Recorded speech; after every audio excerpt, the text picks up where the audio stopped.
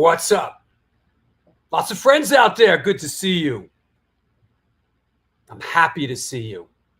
I'm grateful that you're out there. I really am. This is the New York Hardcore Chronicles Live. That's what this is. And chances are today we're going to be talking about the community and culture of music. That's what we do here. And I hope everybody's well. I hope there's good things happening in your life. So that said, yeah, listen, hold off with the questions. The friggin' guy's not even on yet, huh? Hey, what's up, Roy from Downset in Dusseldorf? What's going on, Roy? I hope you're well and I hope you're careful out there. I see Downset's playing some great shows. What's up, Ray Hogan? Everybody else.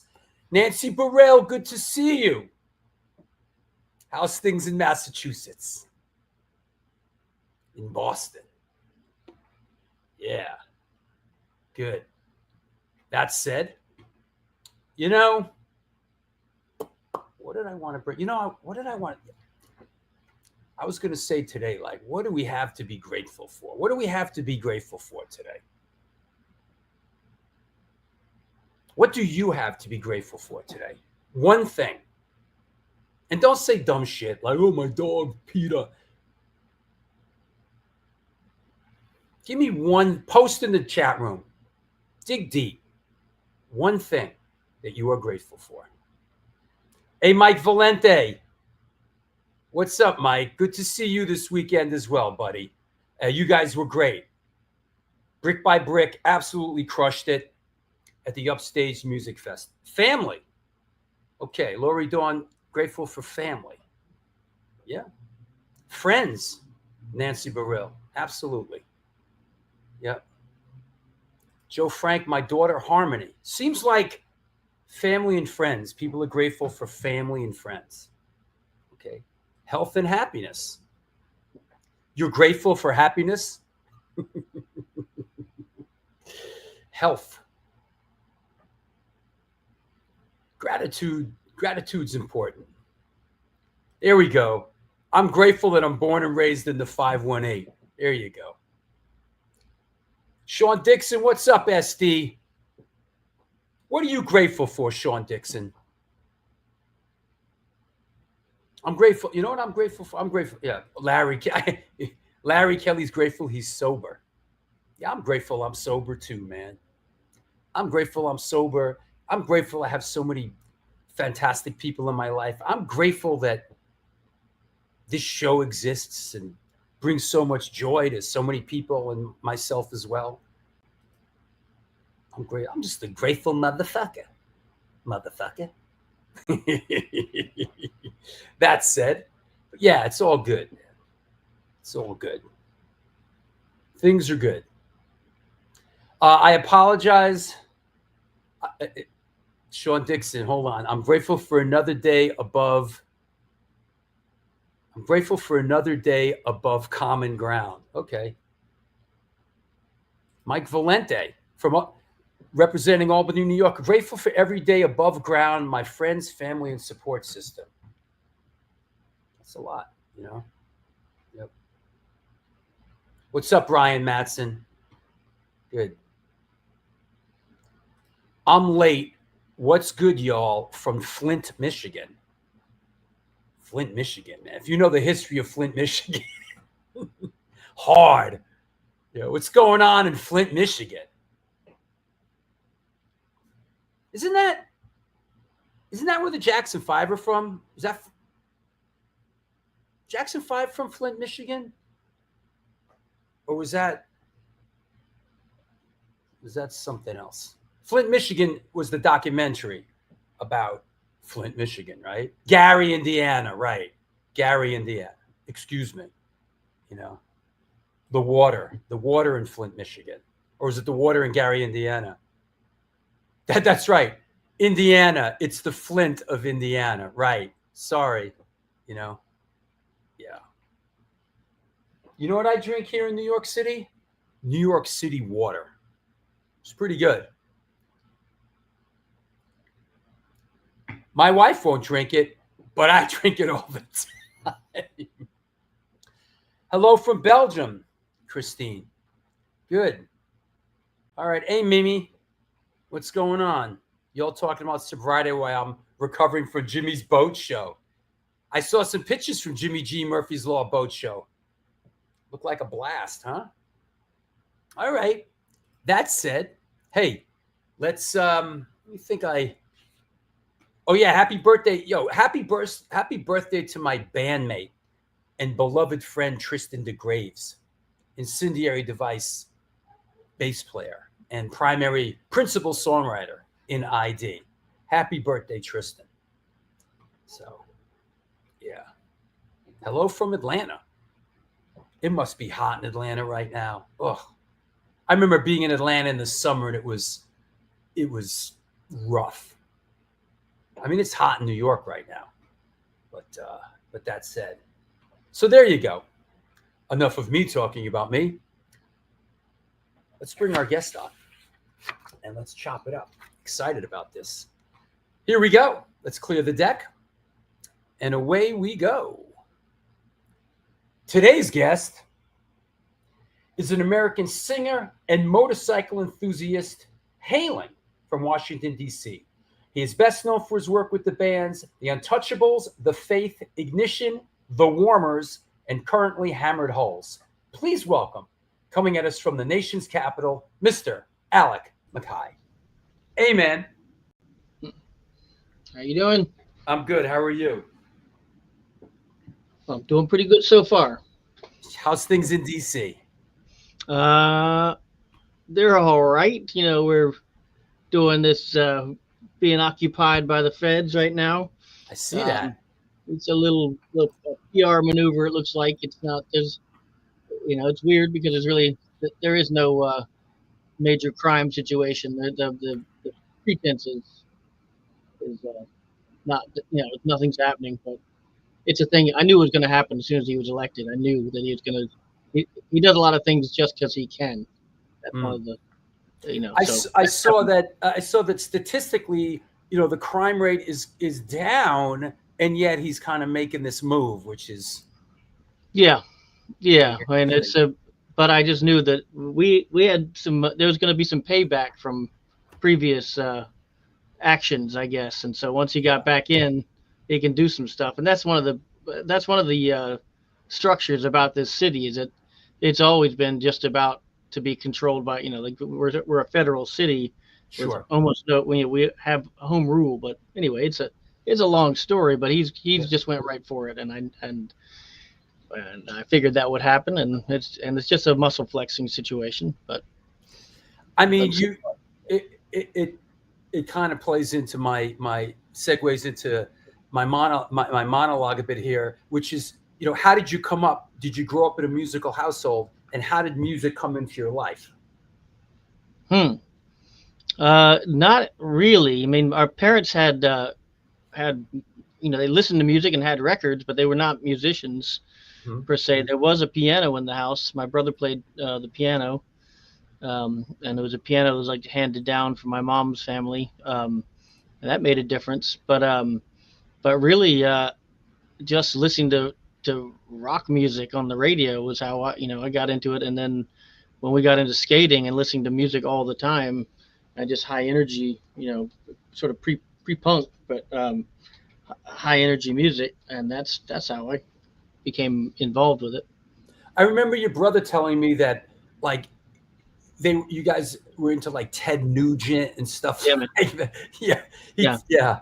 So I guess, was that the stuff that was kind of on your radar screen, like that FM sort of what we call classic rock now? Yeah, we had a radio station called DC 101 that played just all the top 10 hits. Yeah. But there was some really great songs right around late 70s, and Ted Nugent, I mean, for all of his he turned into other stuff, but he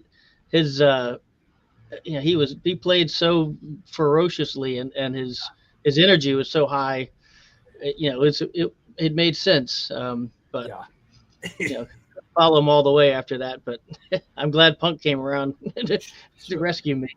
Did your dad work for the Washington Post? Correct. Yeah, he was a journalist, a reporter, really. He started at the Minneapolis Star, and then he did that for like a year, and then he was at the Houston Chronicle and became a White House correspondent. Right. And followed. He was behind Kennedy when he got assassinated. He was there in Dealey Plaza on a bus, right behind him. But he didn't know what had happened until they kind of the press was kept on the bus, but anyway, he was there for that, and then he followed Johnson throughout his career, and then he started working for the Washington Post and came back to DC, and then he worked for the Post for I think 26 years. He was an editor at the end, and then he edited magazines, but he was a writer. Sean Brennan asks, did he write crossword puzzles too? Yes, he edited crosswords, so he'd get submissions and he would do them. He'd get like hundreds of submissions and do. Is that right? Yeah, and edit them so that he would either like clean up the clues, but he was insane. Like his capacity for words is just incredible. I think he owned the Washington Post crossword for a while. I mean, he was getting royalties from that for a long time. But then they switched it over to a guy named Will Shortz, who does a lot of. He's on NPR and he's a big deal. But yeah, no, he did that. He was a crosswords guy. Yep. Crossword puzzles and that sort of culture has been sort of lost in the shifting sands of time a little bit.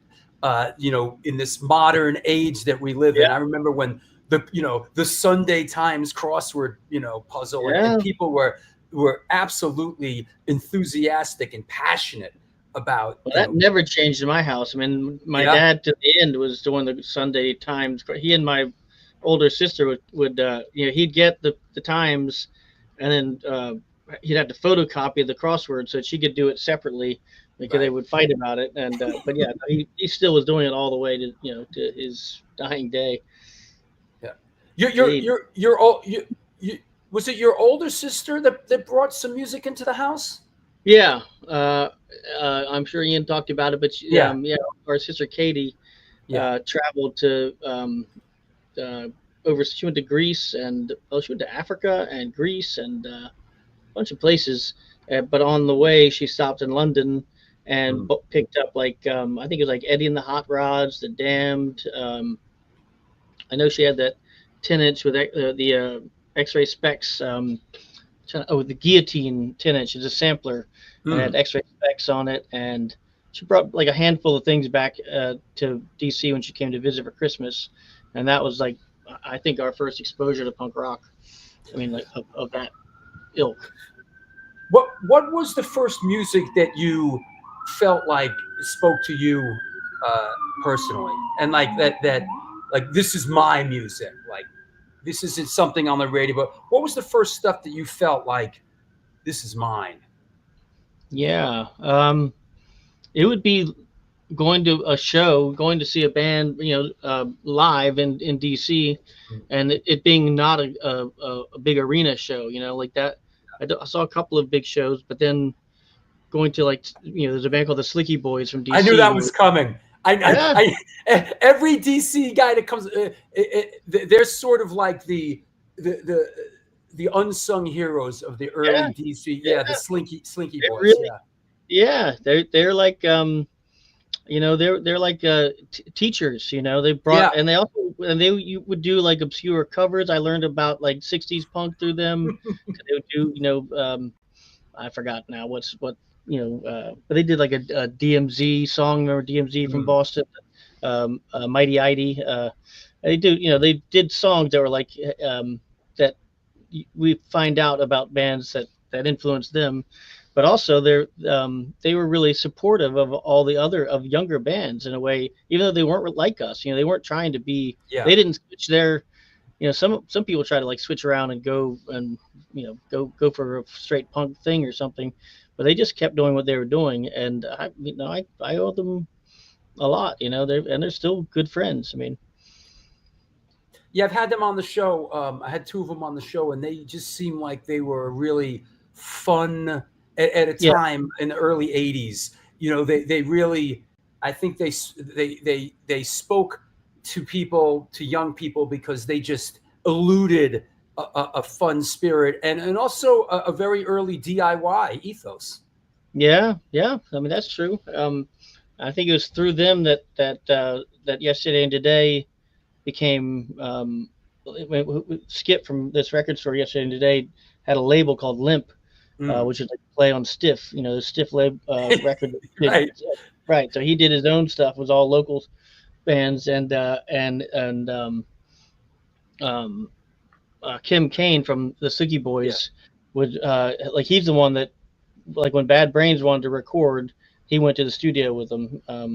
That he was sort of this intercessor with between Skip Groff and local bands, and Skip was the one that didn't really bands he didn't want to put out, and that in turn he's like, you should do it yourself, and that's where Dischord came from. Wow. Was he helped them put their first record out, the Teen Idols record, which I'm sure you also heard from Ian, but that basically, once it the band was broken up and they sold all the records, and then they had money, and then what do we do with this money? because we could split it up between us and just spend it, or why don't we pay for the next record? And then was SOA, and Henry was like, oh yeah, if this thing makes any money, give it to the next band. And in theory, that same whatever it is, $500 is still in there. It's still being passed along to every next band for the past 40 years. It's sort of rolled over. Yeah, it was a seed bunny, Yeah. Well, I don't want to get too far ahead of ourselves, so we'll return to this Teen Idols bit in a bit. But were you old enough for sort of like the whole Madam's Organ thing, Yeah, to hang yeah. out there and everything? Because I've seen a lot of that stuff and a lot of the Bab Brains and sort of the whole gang hanging out there early on. Yeah. Look, I did have this book with me. That's, I don't know if you can see that, but Yeah. that's me, striped shirt with Charlie Danbury from a band called Trenchmouth. They're playing with the Bad Brains at Madam's Organ. That's probably 1979 there. It's 1979. I'm trying to think if anybody behind me. It might be Nathan Strachak from Teen Idols right behind me.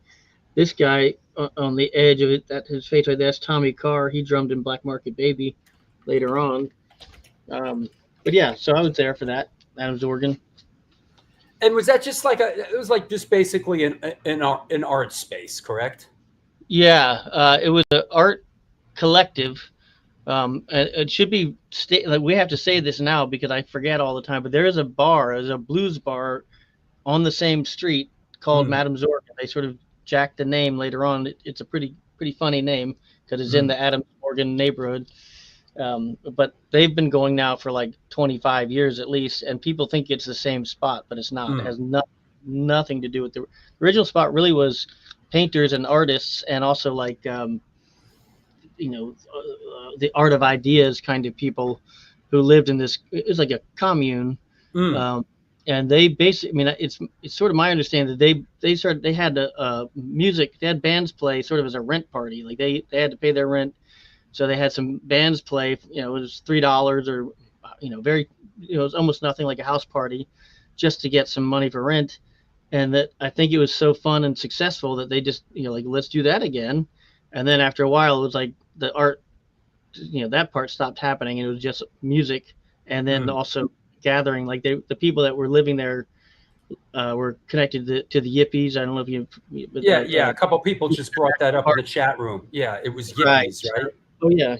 I'm gonna put my glasses on so I can read these little comments. Yeah, right. Come on, join the party. Yeah. So it was Yippies, and they were like, and they're fully, not only was everyone welcome, but they were like inviting, like deeply unconventional people. The Pagans motorcycle gang might be there, with a crate full of Uzis in the kitchen. Or it would be a bunch of a revolutionary communist party people trying to recruit. And, every time you go in there, you don't know what you're going to get. And it's amazing that this is happening in D.C., right in Washington, D.C. is such a sort of hotbed of activity. There's always going to be, I mean, that picture I was showing you, it's from this is something I could, it's called, well, it's backwards, it's called Hard Art. Which was another place, but this is a book of photographs. This is Bad Brains playing outside at a housing complex in Anacostia. But they, I did some essays in there, and I wrote about the Madam's Organ Collective, and there was a whole undercurrent, and actually because DC, it's a federal city and a whatever, but people are humans and they will survive. And if you down press them, they're gonna, it's just like the cracks in the, those weeds that grow in the cracks in the sidewalk. That's what's going to happen. And so that happens here just like everywhere. It's not exactly, it's not as easily nourished as some other cities, but it's happening, and people come here for other reasons and find this little oasis. But it is underground, but it's but that happened. Did you go to Wilson High School? That's sort of the that sort of seems where a lot of you guys the rock and roll high school of a lot of you guys seem and when I know you're a couple years younger than your brother, but and I know your brother mentioned like who was his age, but when you went to Wilson, who were your peers and your guys your age back then? That's the thing. There was a big when I was there in 9th grade, it was my first year there after middle school. So I just turned 14, and there was Ian and Jeff, and there was like the a bunch of early punks like Danny Ingram and Nathan Strachek, but they were the seniors and they graduated that year, and I hung out with all the seniors that one year, and then they all left, and then it was just me and 3,000 people who hated me, and I didn't know them. You were adrift at sea after that. It was pretty intense, and I did not really. It was me and Chris Bald, who was in Faith, and then Monica from Madhouse, and there was and Brendan Canty went there. There were a few, but it was still pretty dispersed. And we had a hang. There's a place we hung out, but it wasn't really. And also the school was actually pretty out of control for those next 3 years that I was there. It was extremely violent and tumultuous, and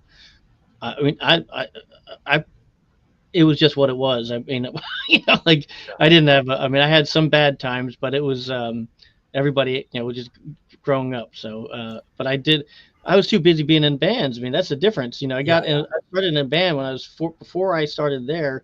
And so I was in bands playing, and I could, school was like a secondary, tertiary interest of mine. I would go there a little bit, but wasn't interested. You too? Yeah. Well, they had two doors. I could go in one and go out the other, and there was other things too, including like go rehearse with my band and get ready for whatever show we might have coming. Mojo Jojo asks, what about Georgetown Day School? A lot of kids in the scene there? Yeah. Well, that would be like the that's sort of like the other half of Minor Threat. So like Lyle and Brian. Right. Yeah. And there's a ton of people. And then all of the Rites of Spring guys went there. Right. Dante went there for a while. Dante from Iron Cross. So there's that's a very creative school. I mean, they had more, I would guess, support. Was Georgetown Day School a public school? No. No, but Wilson High School was a public school. Yes, right. There you go. Yeah, and also Wilson High School now is been the name was changed because Woodrow Wilson was. It's funny. I mean, it's not funny, but it's interesting. But they discovered that the neighborhood where it was built used to be a black neighborhood that he was instrumental in getting. It was a neighborhood called Reno, and there was they basically cleared it out so they could build this school, and then they named it after the president. But going there, I never knew that there was like this kind of undercurrent, and so in recent times they've voted and changed it, and now it's called Jackson Reed. My two daughters went there, and it's hard to not call it Wilson, but they switched gears pretty quick and called it Jackson Reed. Woodrow Wilson is a bit of a controversial figure in retrospect. Yeah, in his way, after World War I and all that. But when I was 14, I didn't know any of that. Of course, didn't care. Yeah, of course. You mentioned, starting up music very young. What did that look like? What was your first band? What was the impetus to let's jump in the game? It was actually going to Wilson. And by then we were there was bands playing at this outdoor, right across the street from the school. It was a big field, Fort Reno, which was a fort in the 1800s. There was a whole series of forts all around the city, and that was one of them. But there was a stage just in the middle of the field, and bands would play there. And so I saw a few local bands, and that were punk and sort of pre-punk or whatever, like the Slicky Boys. But there was also White Boy, and there was like new wavy bands like the Insect Surfers that played there. So we saw that, and then when I started going to Wilson, Eddie, who we called Eddie Machete, Eddie, Jenny, and Chris and Heroes decided they wanted to start a band and decided that I should be in the band.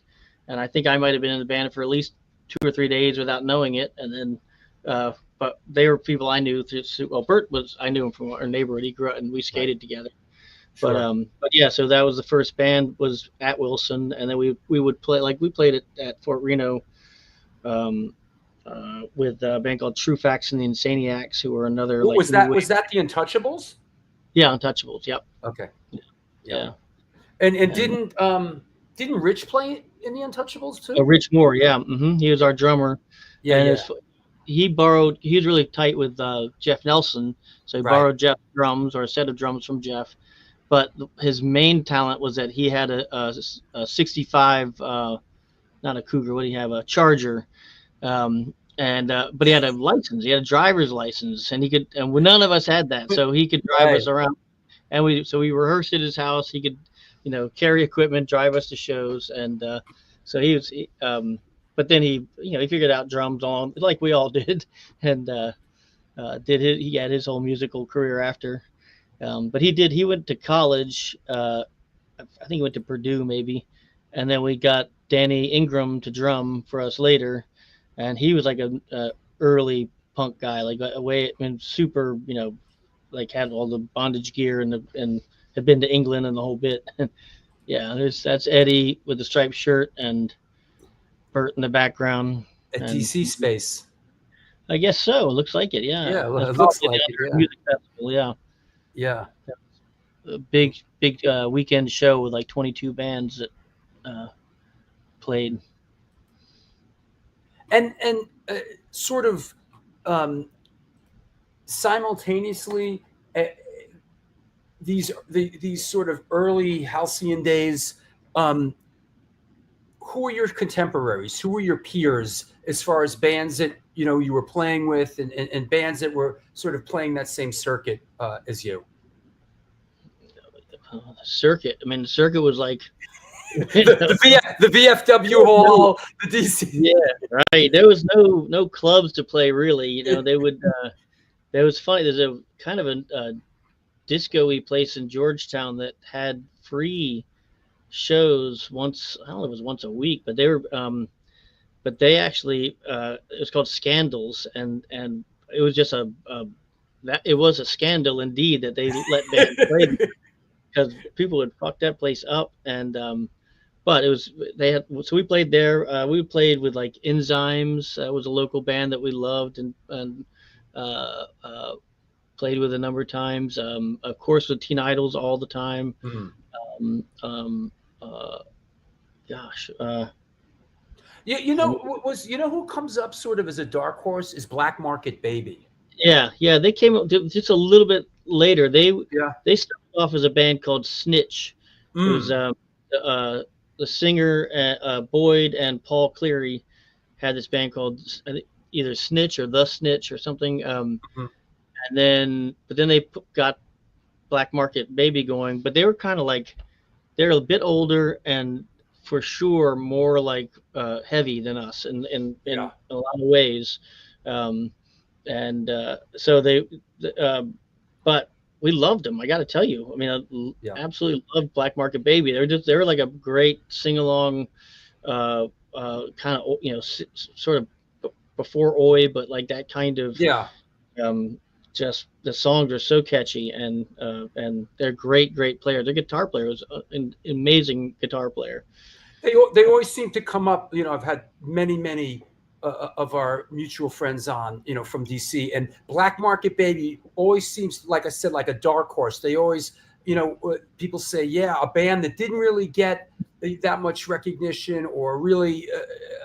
They had everything going for them. They had a manager. They made records. They did all. I mean, I can't explain it, but I can only tell you that in the moment, they were adored. Like they, but they were older. They're from the suburbs. I don't know. They didn't go to they weren't like our high school pals or whatever, and they were just rolling in a different way. They're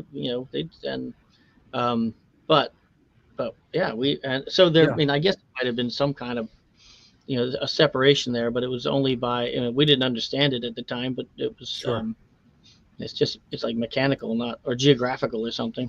Yeah, what comes up a lot is that back then when you're that young, like a summer feels like a decade. Time seems to move so slow, and when we talk about things we did, in the summer of 1980 and 81, it just seems like a summer felt like a year. Yeah. I mean, I felt like my whole lifetime. Could not imagine a thing beyond the summer that I was in, or and every show that we ever played, I never thought there'd be another. Just completely. just I don't know if that's a typical thing for young people, but I certainly didn't, and partly because there was this thing with punk rock that I mean, not the no future and I mean, I didn't mean it. To me, it didn't seem nihilistic. It meant like liberated from the future. I didn't have to worry about what it all meant. I only needed to know about right now, and so it really was. It rang true for me. So, but yeah, that meant that the summers were very long, and when there wasn't shows for a long time, you'd get really bored and do dumb things and be wandering around. Didn't have money, so you'd just be sitting on a wall for hours. We'd go down to the riverfront down in Georgetown, just doing nothing at all when I think about it. But it was fine. It's easier, simpler times, I suppose. in some ways. In some ways, Yeah. In some ways, the Untouchables. I know the 3 songs that were on Flex Your Head, Nick Fit, and I Hate You, and Rat Patrol. Was that part of a larger session, or that those 3 songs were taken from, or how come? And nothing. Was there anything else? That's it. That was we recorded that at Steve Carr's mom's house, at Hit and Run Studios, in the laundry room, and I think we probably thought like this is our demo. I think that was the way to do it. Right. In fact, I do remember when or being in my brother's car with Bad Brains, because I think they were rehearsing at Nathan Straycheck's house or something. But I remember being in the car in the back seat and HR like being super excited. He's like, "We want to hear your band. Like you got to play your demo." Like, and just I was so shocked that they were interested. So you got to make a demo to give just hand out and show people. But I don't think we didn't think it would be on a record. That wasn't the plan when we did the recording. I assume we probably thought we might make a recording, a record later, but it was mostly just to get a few songs done, and we didn't have any money. I really don't even know. We must have paid for it, but I don't know how. But yeah. And then you used it as a demo, and then I'm thinking later on, sort of when the Flex Your Head thing happened, like maybe Jeff and your brother circle back and kind of pull that into it. Yeah. That's what the Flex Your Head was really. It was it was a sampler, like saying, "Here's what we have in DC." It says right on the thing, putting DC on the map. That was like on the Matrix message or something, and which is a joke because DC's on the map already. But they, it's like this is Boston, not LA, and LA had no New York or whatever. No, it was. Everybody had their own thing that was and so Flex Your Head was that, and so they just collected tapes. I don't know if how many, if any, were actually intentionally recorded for the album. I think that they went around and collected stuff and mixed it and put the record together. Yeah, and I know this. I don't think this is the original cover. I think the original cover was sort of the cello. I think. Yeah, it was a musical instrument, and then that was the second one, which this also got used. The FUs in Boston did a record cover with this sleeve. It's just stock, stuff. You buy it from 5,000 of them for whatever. That's how the cello in this came to be? It was just a stock cover? Yeah, it was just some company that sold, record sleeves, and you could have this, this or that cover on. It's like a screensaver. That's it. That's interesting. That's sort of the way they went with it. Let me here. Here's the cello. Well, I think it was just humorous. It wasn't. I think they thought they were so absolutely ridiculous looking that it would be hilarious to make a punk rock record with. Right. Here's the cello one. This is the one I remember. When it came out. Here's the. I think this is the original Flex Your Head. Yeah. It's a fantastic cover. Yeah. It's great. Yeah, it's great. I know that's a little ahead of things, but I think I would be amiss not to ask, is this you on the cover of the Teen Idols Dischord #1? Yeah, I think I'm on the first 3 Discords. That's me. Those are my hands, and I still have the jacket and the wristband and everything, Wow. and the button.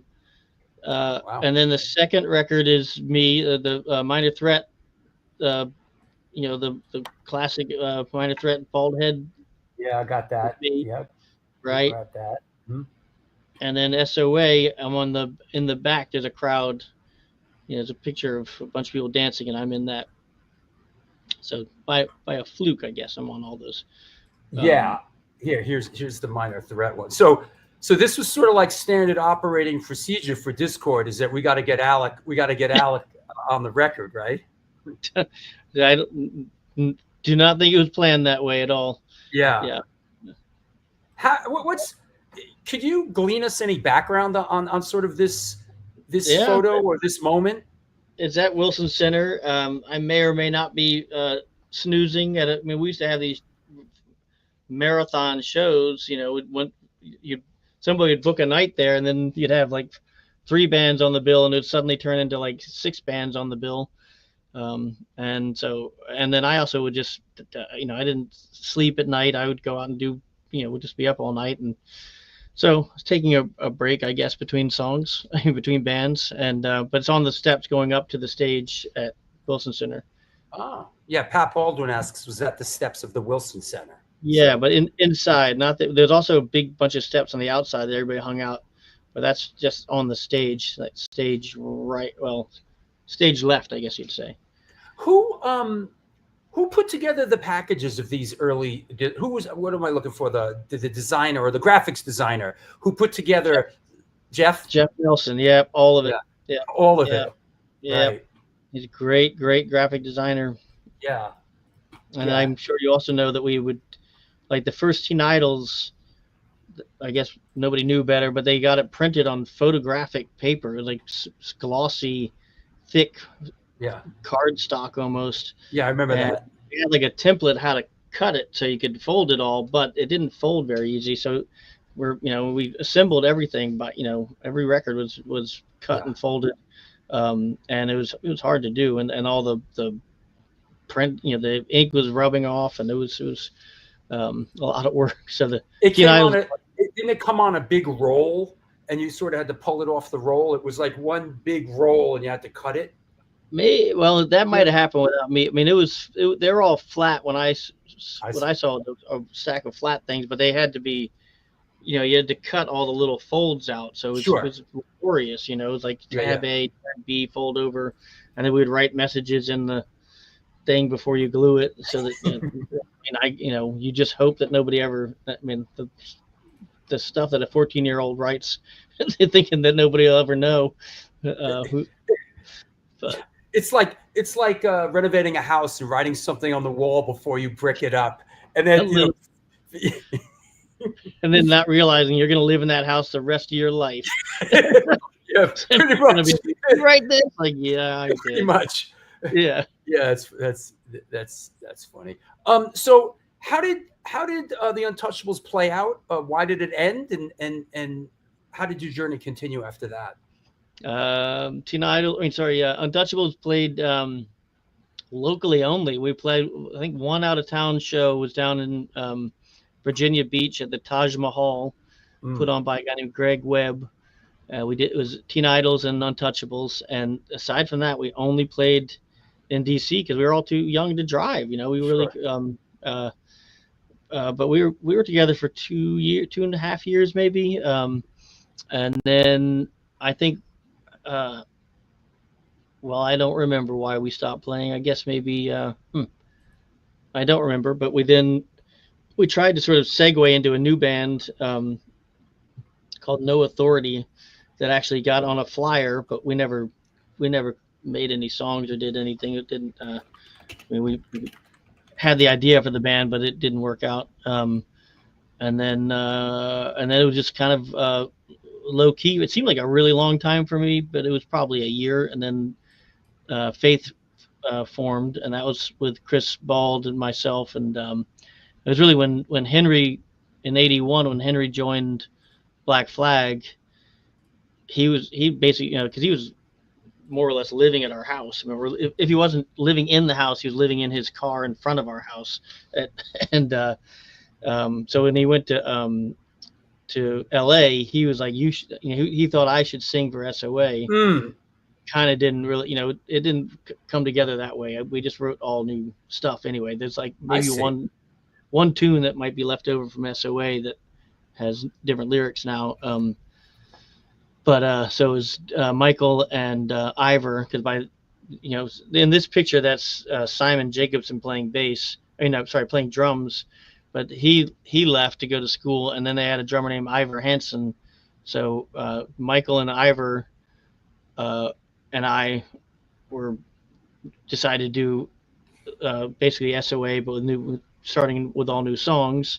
And then Chris Bald had started going to Wilson, so I had met him there, and we got him to play bass, and that's how the Faith started. Did you ever just and I love when the guests, I don't have to ask the questions, when they just monologue it, which you just did, because I have it here in bold letters. Is it true that Henry Rollins asked you to take his place in SOA? So I didn't even have to ask that. But did it ever get to the point where you got together with these guys and actually tried to sing these songs, or was it right off the bat we were like, we're not doing that? I think we decided not to. I think it was really a real decision to not continue with SOA, and that's also right at the in the beginning of all that. Like DC is sort of noted for bands really not flogging a dead horse. It really is. You just break them up and start over, and it really is. You have all the ingredients you need to keep on making new cakes. You don't have to keep eating the same cake forever. And interesting. So I feel like so we just did that. It was not really a thing to it. And Chris Bald is brilliant person, brilliant writer, lyricist, and great artist. So we had plenty to work with of our own to start a new band. And that's how. And that gets rolling, and it is the Faith. Yep. And which correct me if I'm wrong. Is that the Chancery in the back? Is that the Chancery? Correct. Yeah. Yep. Yeah. There's pictures of that show. There's some live footage of Teen Idols playing, and then there's also pictures of SSD playing there. I have all that. Yeah. Yeah, I've got one of those. Hold on, let me grab. I pulled one because I'm not sure if I'm in this shot because I came down with the SSD Control kind of crew, and I'm wondering, looking at this shot, is that you with the blonde hair, or is that Chris Bald on the left? That's me with blonde hair and tartan pants. Yeah. And the guy to my guy with the Black Flag shirt is John Hargadon, who was going to be the drummer in No Authority. But he's like my brother's like childhood best friend. Well, let's see who else is in that picture. So you're in that picture? So I'm three people. I'm three people away from you in the black shirt. Oh yeah, so. I see it. Yeah, you're right next to Chris Bald is right next to you. Ah, that's right. I recognize him. Right. So right. There you go. We're three people apart in 1982, and then if you look at the stage, you see Brian Baker playing guitar with Government Issue, and you see the late great John Stabb there, and you see a bunch of the Boston guys in the crowd. I see Mark Haggerty up top there. It's a real. You can tell it's a Boston guy with this see the T-shirt sleeve on his head right in the front. Yeah, I think that's Jake. It could be Jake Phelps. Yeah, that's a Boston hallmark. That's and then also next to me is Jack Choke Kelly. He's got one on his head too. Yes. Yeah. So the Chancery was a funky place, the Chancery. Very funky. Remember that stage? Yeah. It was like this. You'd start moving around the stage, you just open up and you'd fall down between the pieces. It had that it had a balcony that eventually somebody jumped off the balcony, and it was just it was a weird little bar that just usually when people were having shows at bars like that, they Yeah. were on the way out. They were desperate to Yeah. have some Yeah. kind Sure. Yeah. and so it got kind of trashed. I mean, there was Cindy and Tina who were kind of wild folks back then. They destroyed the bathrooms. I mean, they pretty early on, and it was a good place to play. And that's also on the back of the Teen Idols record. That big crowd. There's Yeah. a crowd shot from overhead. That's at Halloween night at the Chancery. I don't remember who they played with, but What? Yeah, there was a book of DC photos that came out years ago that had some shots of that. I forgot whose book that was. It was like the first photo. Yeah, there. Thank you. Thank you. and Cynthia Connolly put it together. Yeah, and that was really one of the first type of books like that. I remember they came out, and it was like, wow, because I'm sure you remember, back in that era, a lot of people would show up taking pictures, and you would never see them. You would people would take pictures, you would never ever see the pictures. So it's kind of cool when stuff like that. Yeah, when they started, somebody actually went through the trouble of tracking things down. But I kind of remembered also, like that other one, that hard art picture. What I realized, at least at Madame Zorgan's shows, nobody was really taking pictures or films or anything. And then when somebody did show up with a camera, I just was weirded out. Like, why is this man here? Why is he taking pictures? What do like who are? It just seemed really, but that we just didn't think about it. Like in the future, I'm going to want to see those. I didn't. Yeah. So when we finally found those pictures, which was decades later, my wife was working for that guy. She's a photo archivist and a photographer in her own right. But she was organizing this guy's entire career's collection. He was like a Pulitzer Pulitzer Prize winning. His archive. Yeah, and in it she came across, because he really didn't take many pictures of music at all, and he did war and fashion and all this other stuff. But then she came across all this music pictures, and she said, I think you should look at these pictures. You might know some of these people. And I knew I said, not only will I know what those pictures are, I know every single person in there, including myself, that's in the middle right there. So it was quite a trove, but it took a long time to find those. It reminds me, I sent your brother one of these books. I just put this book out, London 77, The Lost Archive. Wow. And this was a guy that my dad was a film director, and this guy Greg Smith ended up working with my dad, and then he ended up working with us when we had the whole run doing music videos and everything. And he showed me some of these pictures in the early 80s, and basically they got thrown in a storage room for 40 years. And then a couple years ago, he gifted me 3,500 never before seen negatives. And and what's his name?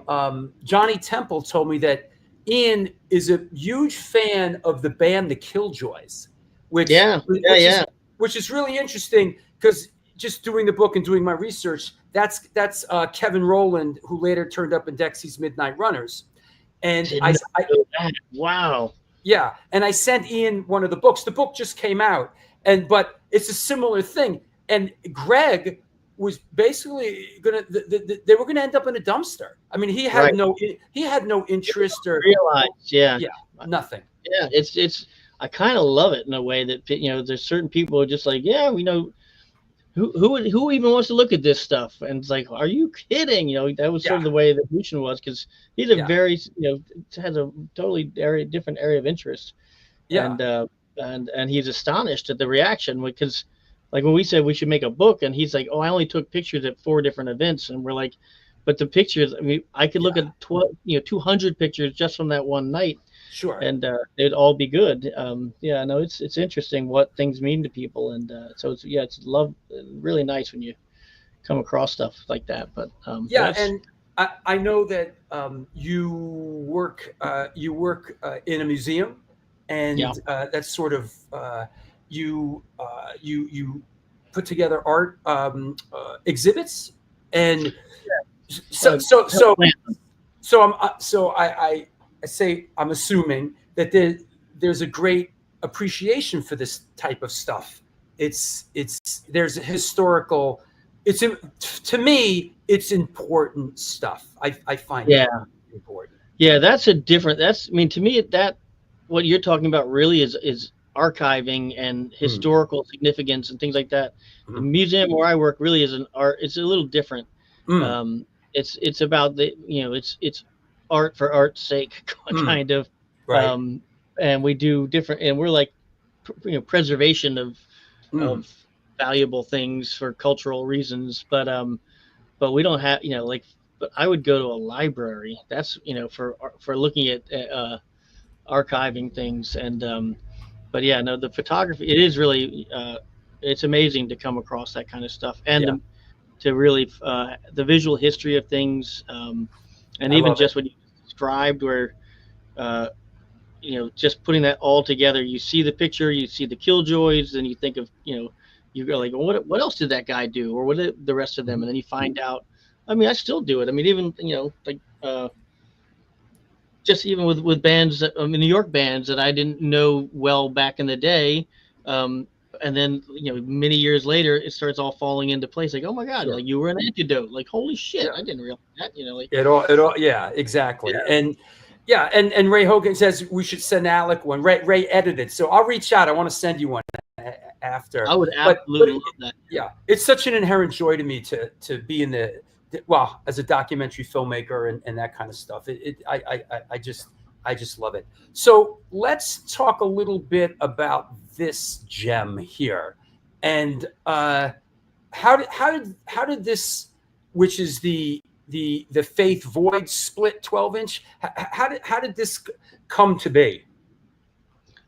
Um, again, we went in the studio. Faith went in the studio, and I can't say for sure that we thought we were going to make an album out of it. But what we had was too short for a whole 12-inch, too long for a 7-inch, and but it was it was our we knocked it out in like 3 days maybe. It was uh, very very quickly done. Um, and then we had this tape that we were, I guess, sending around. I don't remember there was a goal to begin with, but then I believe it was my brother that was like, well, you have this tape, and Void has this other recording, also not Right. quite long enough. What about putting them together? And Mm, it couldn't be, in a way, you couldn't have more opposite things, but also the mutual admiration between the bands, like absolutely, fucking Void was amazing to mm. just loved, awesome people. Loved seeing them play. And anyway, it was a kind of crazy idea. It seemed like, Yeah. and definitely had no idea what kind of legs this thing would have. Like what and people. It to this day, it's now like right now. There's a band in New York City that I'm aware of that's called Faith Void. Uh, you know, Is that fine. right? That's great. That's It, great. they pick it up like and they put it on, and then there was that guy, Bill Cunningham, I think is who did Smog, and he had an album called Faith Void, and there was an art exhibit in New York called Faith Void. I can't remember the artist's name right now, but it's a concept that people, when people think about it in this Right. deconceptualized way, it gets way heavier, and and and if you try to hold on to it, if we were to say like, don't do that, let it go, let it see where it goes. It's really Mm. so it's been an interesting experience being a part of that. Yeah, that was a really, it was very different to what was going on at the time. You had two, somewhat different bands, but both really great in their own right. So it was that was a Yeah, that was a powerful 12-inch at the time. You know? seems Um, like it. yeah, I'm just grabbing a couple of flyers. One flyer. This is an interesting one. This is up in New York, and I wanted to ask you, like, where did New York early on fit in? This is Screamin' Faith at the Great Gildersleeves, which is sort of a gets lost in between the cracks. It was a block from CBGB's. It's right next to the Bowery Electric where we do our matinees. But was coming up to New York something that was exciting for you guys? Did you look forward to it? Or Yeah, I loved it. That show I remember really well. I've never seen this flyer before, though. That's pretty wild. I wonder who made that. Yeah, I don't know. It's signed down there. That's wild. But yeah, I guess Scream must have invited us. But I remember doing the show, and I remember our set was like Eddie was trying to bend a note and just collapse his guitar, like the neck snapped and so suddenly just wearing like a necklace of wood and wires or whatever. And then that happened probably on the second song maybe. And then we had to borrow Franz's guitar, who he had a brand new white SG or I think it was SG, I don't remember but new guitar that he was very leery about lending after what he's just witnessed. Right. We borrowed the guitar, we got through the set, but I also remember falling off the stage. That was a very high stage there, and landing like on the top of my head, and then just feeling I gotta throw up, and I like ran out the door to throw up, and as I'm running out, Joey Ramone is walking in, and I'm like, Joey Ramone's in our show, threw up and then ran back and jumped on stage and finished the set. Good old New York. Yeah, I mean it was kind of it was like whatever Tuesday in New York, right? But but we'd been up there before. We played in I think it was Christmas night or the day after Christmas in 1981 at CB's with Bad Brains, but I went up a few times also just to like record shopping, go to Bleecker Bob's, go to 99, and I loved all that and just being up there, just great, cool, and the Lower East Side at that time was like, I mean, I guess it was hellish in its way, but it was like a playground, It was, we would like Ignition would go up there, we would drive up. We had our touring rig for a while we had a 1973 Olds 98 that was half a block long, and then we put a U-Haul trailer on it, so that was the other half the block, and we would drive up to CB's and park in front. There was no cars up there, and and play a show, and it was really it was just a totally different, as different scene then. Yeah, and we, like I said, we do these matinees once a month down there, and it's a different world down there now. Which is okay. It's still a great world. But what I tell people, a lot of the young people sometimes is, believe it or not, back then when we used to do these Sunday matinees, you go down there on a Sunday and you could lie in the street. No cars would. It was like a desolate. It was like a wasteland down there on a Sunday afternoon in New York City. It was a wasteland. Yeah. Empty buildings everywhere. Go exploring in these empty tenements. I remember doing interviews. Like people were like, "Let's do it. I want to interview you. Let's go up in this abandoned building, like 3 stories." I mean, I don't even know where we were. I have no like. I just following people. Yeah. How did I know that when it came to this record, Eddie joined your from the Untouchables. What was sort of, I know there was this movement where a lot of bands in Boston and DC and Black Flag and with second guitar players. Was that a little bit part of that sort of moment there? It happened to be. We didn't, again, I think it suddenly happened and everybody realized, because I remember there was a show that the flyer just said 555 on it, because it was 3 bands, all of them added. It was Minor Threat had a second guitar, we had a second guitar, and is it Marginal Man maybe that, but it's 3 bands with 5 members each, right? And we were all amused by it, but I think that it was, I guess at that point what was happening is we were writing new songs, and Michael Hampton wanted to have some rhythm, that would stay. Like Sure. if his guitar dropped out, he wanted the power to stay consistent. And Eddie's a Mhm. really good rhythm guitar player. He does really creative stuff. So he's also like one of my best. I mean, still like my best friend. To he's still. In fact, I'm his wife is my wife's cousin. Oh, wow. We're finally related after all It's these years. like that. Yeah. that's that's great. Did your brother produce this one, the Subject to Change? Yep. And I guess just one name that always comes up in the DC conversation is Don Zientara. Could you give us some perspective on what he kind of meant to you guys and the bands back then? Yeah. Just a very encouraging but calm guy. He, I think what's different is, I went to a couple of different studios where people they were running a business recording, Mm. and they're very serious, and they did not appreciate people who were not serious, uh, and also maybe even a little bit accomplished as musicians, and that was never a problem for Don. Don was all about the creative process, and he loved. I mean, I'd never met an adult like him before, Mm. who had equipment that could do things, and he wasn't afraid to let people experiment, and also just be not the best musician, and he just um, so that kind of really it's just a comfortable place. And the first Mm.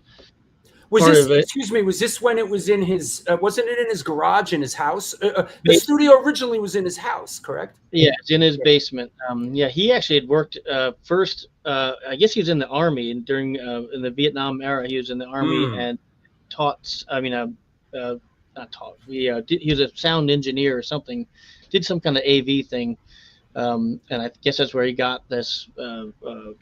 Where he learned that kind of stuff. But then later, he worked at the Smithsonian Mm. Art Museum, doing the same thing, I believe. And then, but he built this studio in his basement. He's like a gearhead, but for electronics. And he built his own studio down there, and would record. And he did the Bad Brains at I guess Black Black Dot. Dots? Yeah. Yeah. And and that was a tape that was going around for years before it ever got released. But his setup was such that like this to do vocals is really hard to isolate it from the. We'd play live everything, like the whole band play. You wouldn't just do instruments and then do vocals. You do With everything bleeding into everything else, right? right. But what he would do, his vocal booth was an actual little laundry room on the side, Mm. and the rest of the band was in his daughter's plate like rumpus room. So there's Mm. like a bunch of toys and like costumes and all this stuff, and the band's playing in that part, and then the singer just by himself over by the washer dryer. Although on the Bad Brains, they were playing loud enough that HR was actually in the backyard. He went outside of the house with a long ass cord, and you hear this. I'm sure you've heard this story, but you can hear, at least on the tape. Actually, I'm not sure if it made it onto the record because they resequenced it and they remixed it. But that tape they did all in one take. They stopped once to tune or something, but they played their entire set without stopping or tuning or anything. They went I one didn't know song right. that. Yeah, and so that first tape is just they go right. It's just insane sounding, Mm. and in between songs you hear these kids come up and they're like, "Hey, Mister, what are you doing?" Like, because he's out by himself in the yard singing like that, like I never knew this. That's great. and you hear a little kid come up and ask him something, and he doesn't answer. I don't think. But you hear little noise between songs, and but yeah. So Don. So that's the kind of guy that Don is. Let me put it that is an illustration of his patience, his ideas, and he also is willing to try anything you want to try. And he's still the same. It sort of reminds me of like an Alan Lomax field recording, like that kind of spirit of just capturing the stuff was important to him. Yeah. It was worth documenting. He had a passion for it. Yeah, and but even beyond that, he also was really available to anybody who wanted to record anything. Like he didn't have to be him. He wasn't hounding for every kind. Like he was open to kind of anything, which is even more impressive to me. That he could have that. I don't know what you call that. He's just open to people making things. I think that's what he appreciates the most is whatever you're into. He's here to help, but he also he's very good about not overdoing things. He knows how to just capture the right because you don't want to kill. Like if you've got a really live feeling or a really good energy, one thing that can go wrong is if you think you need to put a bunch of layers of stuff on there. Unless that's really your whole vibe. But he's good about like capturing it and saying that's good enough. That's you hit it. Don't do anything else. Like he doesn't just do it just because he has all the bells and whistles. What just came up for me is were you guys kind of running concurrently with the go-go scene that was happening in DC at the time? Was that something that you guys enjoyed or go see shows or was there sort of like was there crossover with the go-go scene? Some crossover. It didn't cross back.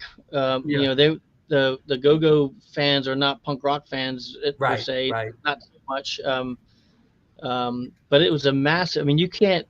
Go-go's are kind of music like you can't. It was like the heartbeat of the city, so you didn't have to even go show. It was in the street and it was in the halls of the school, and go-go bands would have 12 members, so at any given time one of your teachers or one of your classmates is in a go-go band, and they're just so is everywhere. So if you live in DC, that was just part of it's like the landscape, but it's just, it's great music, and punk rock bands, at least back then, most bands I knew were really into the go-go scene. And there were people who did try to put together a few shows. Like there was a few of these punk funk throwdown things. Yeah, this is a wild bill. Trouble Funk, Minor Threat, and the Big Boys. This is a wild bill. Yeah, fantastic. Trouble Funk. Steve Blush. See that? He was one of the producers. Oh, that's right. Yeah, Steve Blush. Yeah, Steve Blush. There he is. A Dog Bite production and Blush. Or something. He's a college boy here. That's what I remember. He was. Yeah. Somebody's asking, what is go-go music? It's kind of a valid question because we didn't really have it up in New York, and it was really sort of. So, what's an easy way to say? Like go-go music was sort of like an early sort of urban hip hop? Is that or no, it's more production oriented. It's a lot of drums and then call and response. It's not the same as like it's super important that the whole like they would do shows that would have 4,000 people there, and never get mentioned in the Washington Post. The Washington Post would write a long ass review about some band playing to 12 people at the Birchmere or whatever. They were covering stuff that was to them was culturally significant and just completely missing the mark on these actually massive shows that were going on in our city. But that when EU or Reds and the Boys. Yeah, Reds and the Boys. And then or Trouble Funk or all these bands. Was the Junkyard Band from DC? Yes, yeah. I remember them. Early on Def Jam, like one of the first. They did Sardines, and so you should listen to it. It's so heavy when that bass dropped. It's so good. But they were children at the time. I saw them. I was working at the 930 Club, and they came and played there, and they were like 10-year-olds playing buckets. That was their shtick or whatever. They were playing the street. But then they got a manager who got them into these clubs. But anyway, they would play the whole crowd. Is what I'm saying. Like that's what's different about them than hip hop or any other stuff. Is like everybody's singing along. The people who's on stage singing, they call out neighborhoods, they call out crews, and everybody comes back, and so everybody's in on it, and it's the song. They play one song for 2 hours. It just goes and goes, and it's I don't know if it's completely unique, but I don't know any other place that has it. It reminds me a little bit of like a New Orleans Mardi Gras sort of parade, a little bit. Like yeah. You could, there's that kind of really essential thing and it's got this primal purpose, and his way is so inclusive of all the people that are there, in the same way anybody wants to have it. It comes naturally to them. They don't, it's just but I got to say that they're not DIY and quite. I mean, they're sort of DIY, but they need to get paid. Yeah. They don't do things for free. They're not. That's why there's a disconnect. And they have, 17 members who have children. Sure. They need to get paid in cash tonight, and all of it. And and so when punk bands want to like, hey, let's do a show, for free in the park, and it'll be fun, and they're like, who are you? It didn't work for them. Yeah, Mojo Jojo. Yeah, it says it sounds like early hip hop. Call and response, call out neighborhoods and call out crews. And and Crosswalk Larry says long 15 to 20 minute songs. That's short for a go-go song. Is that right? It takes up a whole side on vinyl, but live they just go, man. It's just like there's no stopping. Hey, let me take a break. Let me take a quick sponsor break. You can get up. It'll be a couple minutes. I'll come back. I'll talk about some upcoming shows. I'll bring you back on, and let's talk about Ignition, The Warmers, Hammered Holes in the Future. Okay, I'll see you in a few. Ooh, sorry. I'll see you in a few. Okay. That's right. It's the New York Hardcore Chronicles Live. Thank you for coming along for the ride today. I hope that you are enjoying it. Our guest today is Alec MacKaye from Ignition, The Warmers, much, much more. Let's do a little sponsor stuff, and we'll talk about some upcoming shows, and please support the show. Since 1992, Generation Records has been a mainstay of the New York metropolitan area music scene. Today, they offer a diverse selection of new and used rock, jazz, indie, hip-hop, punk, hardcore, metal, blues, soundtrack, and reggae LPs, as well as t-shirts, posters, and other merchandise. They buy used record collections and music memorabilia and will pay you top dollar for them. House calls made for large collections in the tri-state area. Call or email generationrecords@gmail.com and follow them on Facebook and Instagram.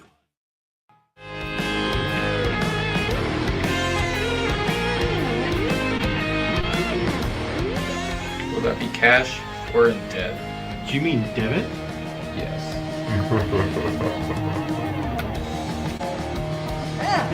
Sorry. Another eternally satisfied customer.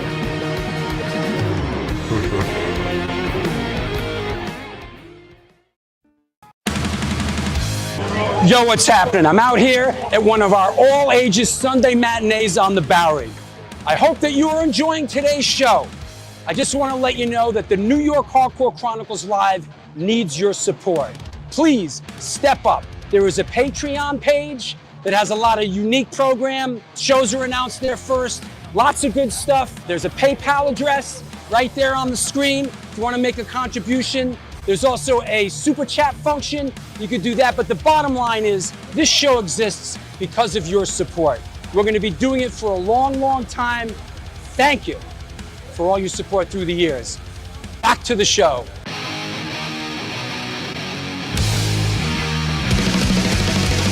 Conditioned by indoctrination, conditioned by society. You're a victim of the digital age, a 21st century casualty. Open your eyes, you're losing control. Open your eyes, put down the phone. Conditioned by misinformation, it's just the media telling us lies. Decipher fiction from the truth, society's slow and tragic demise. Open your eyes, you're losing control. Open your eyes, put down the phone. Everyone's got their fucking opinion. We're back.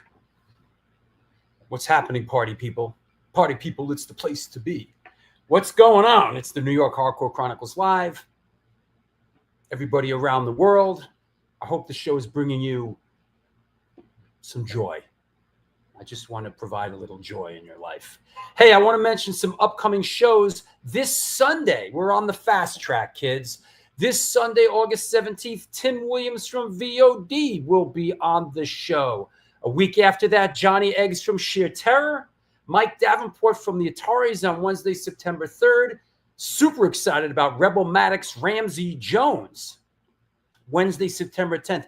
Did you know that Ramsey Jones is Old Dirty Bastard from Wu-Tang Clan? Rest in peace, it's his brother. So old DB's brother Ramsey Jones on Wednesday, September 10th.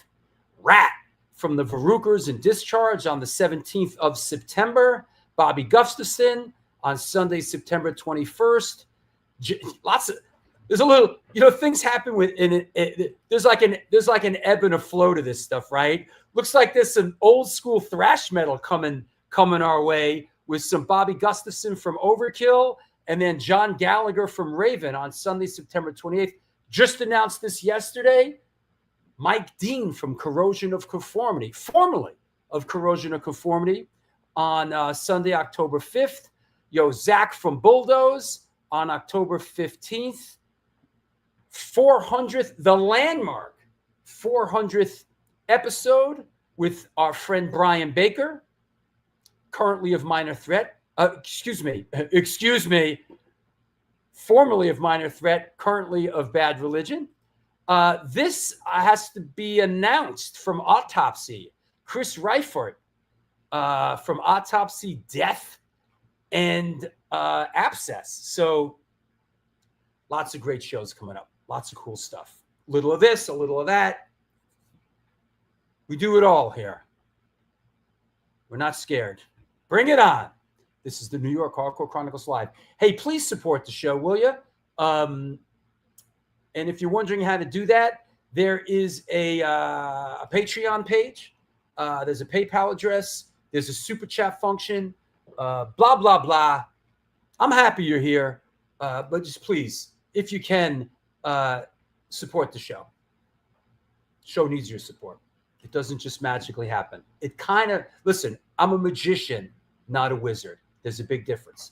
That said, let's everybody okay? Yes, awesome shows. Everybody good? Yeah, right. That would have been a huge reveal if he was currently. Oh boy. Yeah, kind of. No, that's not the case at all. So that said, let us bring our guest back on, Mr. Alec MacKaye. Hey, man. Hey. Let me put you right back Still here. on you. Yeah, man. Are you all right over there at work? Oh yeah. Yeah, Okay. I noticed something that in your that footage you had with the you had that Bad Brains mural, and I realized I got the shirt on today. Oh, let me see. Oh, it's Glenn's. Yeah. Yeah, I got it from last time I was up in New York. I went and visited Glenn, and he's like, "Oh, you want a T-shirt of the?" And I was like, "Yes, I do." Yeah. Pretty cool that's there. It's really incredible. Let me just grab the shot real quick. And Shepard Ferry did the mural. That's right. And what sort of makes it really fantastic is it is literally right across the street from where we do our free all ages Sunday matinees at Jesse Mallon's place, the Bowery Electric. So Cool. Yeah, it's really great, man. There's a lot of magic in the air down there. It's Joey Ramone Place now. That corner where the club is. Right, I saw that. Yeah. Yeah. So it's Joey Ramone Place. Right around the corner was Arturo's Loft. And then across the street is the mural, and down the block is CB's, and right next door is where Gildersleeves was. So there's something. Can you believe it? Can you believe that? If you were back in that time, who knew that in years to come, they would be, the city would put a sign with Joey Ramone's name on it, and that that it's really interesting to see Did you feel when we were teenagers? Did you feel like you were living in a special time that was worth documenting, or did you feel like there was something special going on?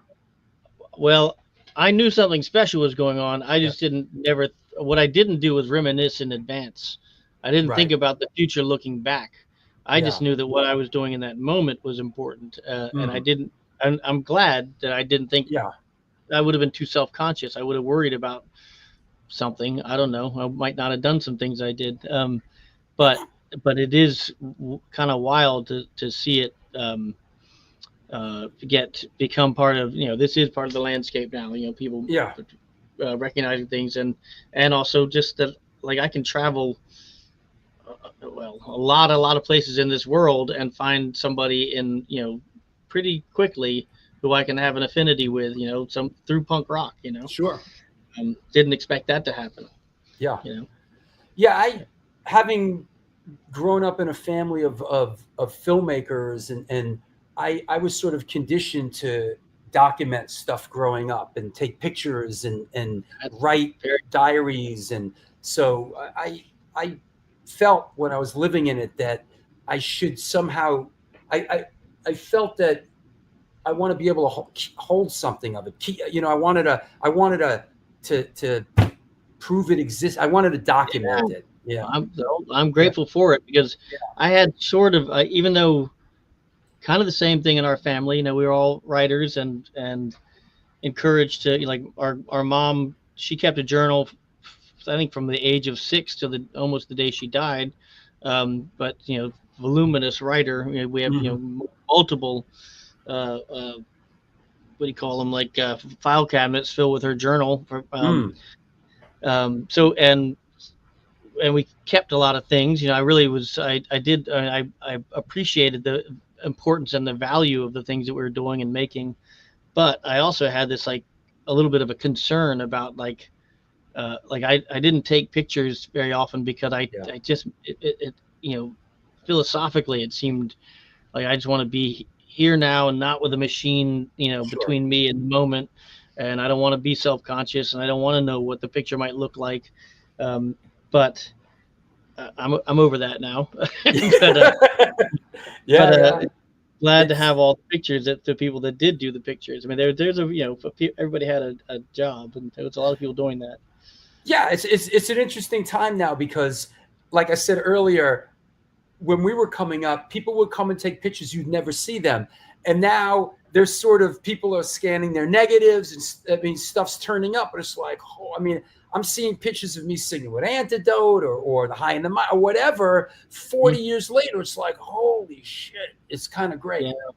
Yeah, very cool. Yeah. When that Cynthia and Leslie and Sharon did that Band in DC book, I remember seeing it for the first time and thinking, like, who's gonna, these are just like snapshots of us just hanging out, like, who wants to look at that? I'm in my mind, you're thinking, like, you want to take pictures of bands doing cool shit and, jumping around and doing something, which there's plenty of that in there as well. But then those are the best pictures, the most unposed, most candid shots of people just hanging out, and that's the stuff I want to see. 100%. Yeah. It's like when I scanned all of Phil and Flash's photos for the Boston hardcore film. There's a lot of photographers like Greg Smith, who I just did the London book with. He just shot what was on stage, but a guy like Phil and Flash shot what we call lifestyle pictures, and there's tons of photos of the crowd and just stuff going on not on the stage, and that stuff is just incredible.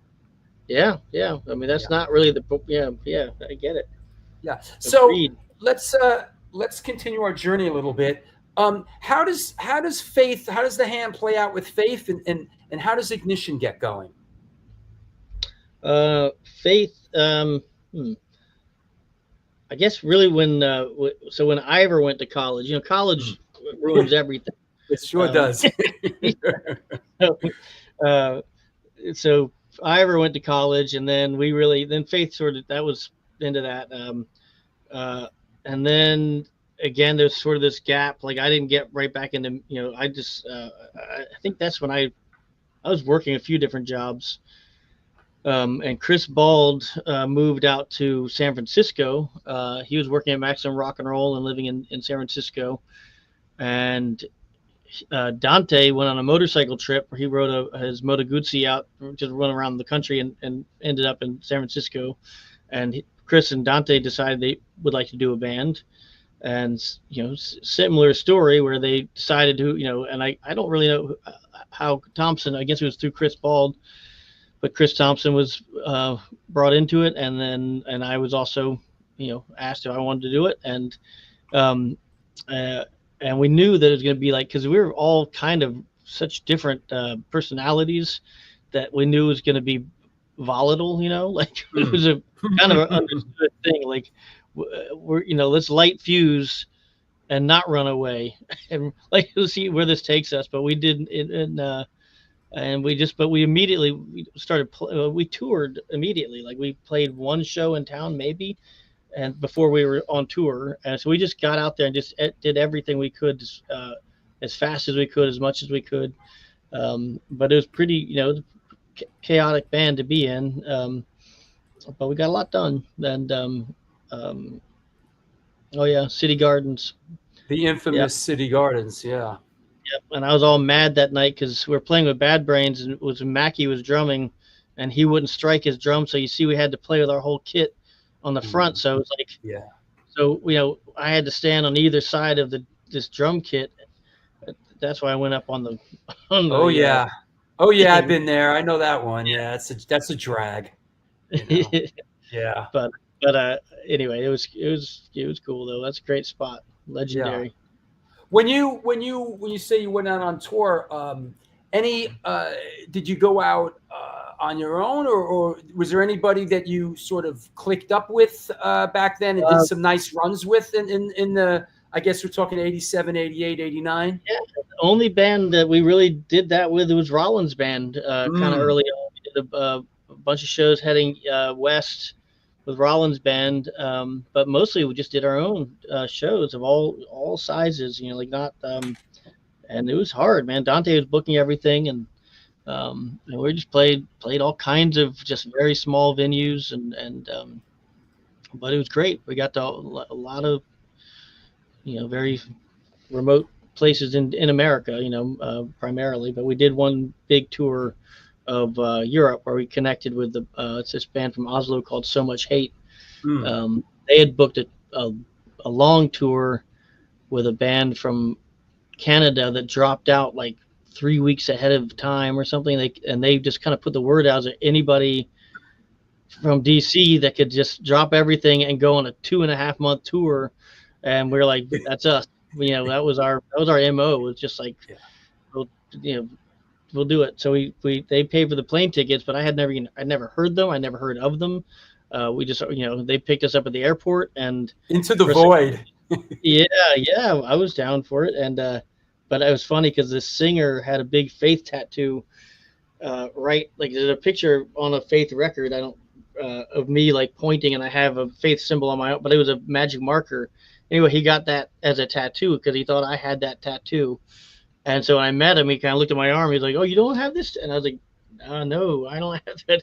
But he had a upside down cross on his forehead, and he had disorder, like a whole back piece of disorder, and he was pretty heavily invested, So, yeah.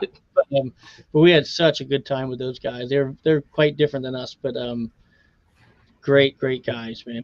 I love this record, man. This is I kind of returned to this in doing my homework this week a couple of times. I know this is a little bit down the line with Ignition. This is after the self-titled record. Could you give us any perspective on this record?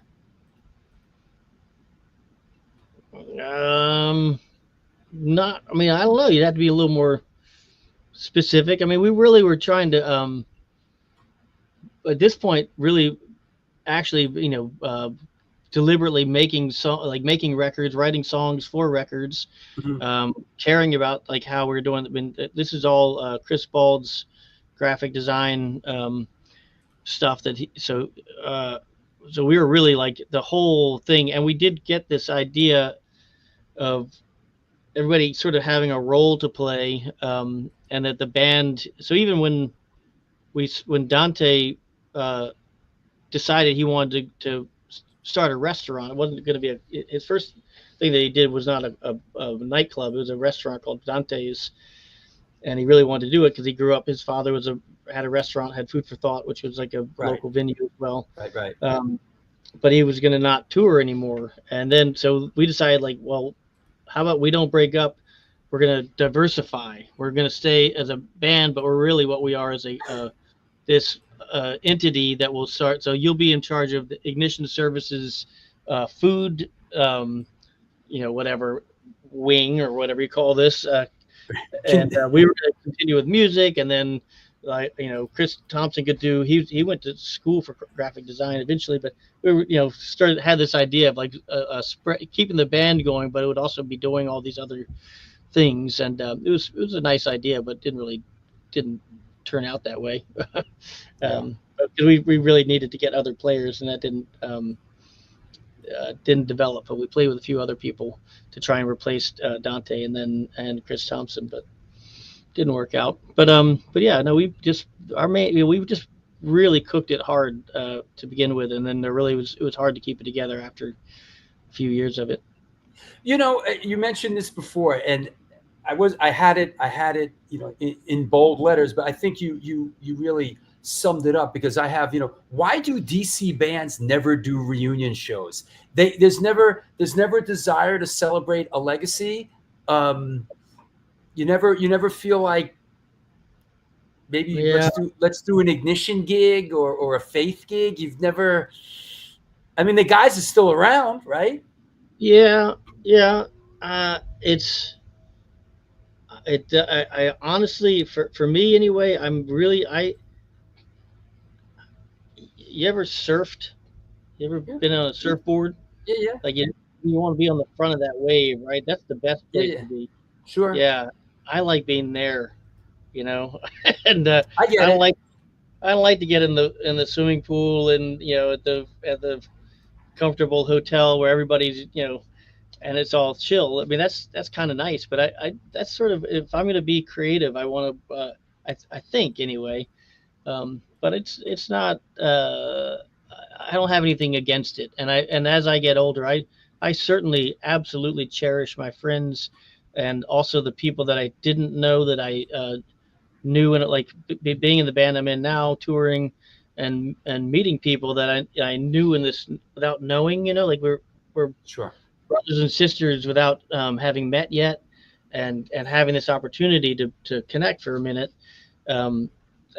I cherish that, and so not that I don't believe in the historical significance of all the things, but I also love just making new things. I just do.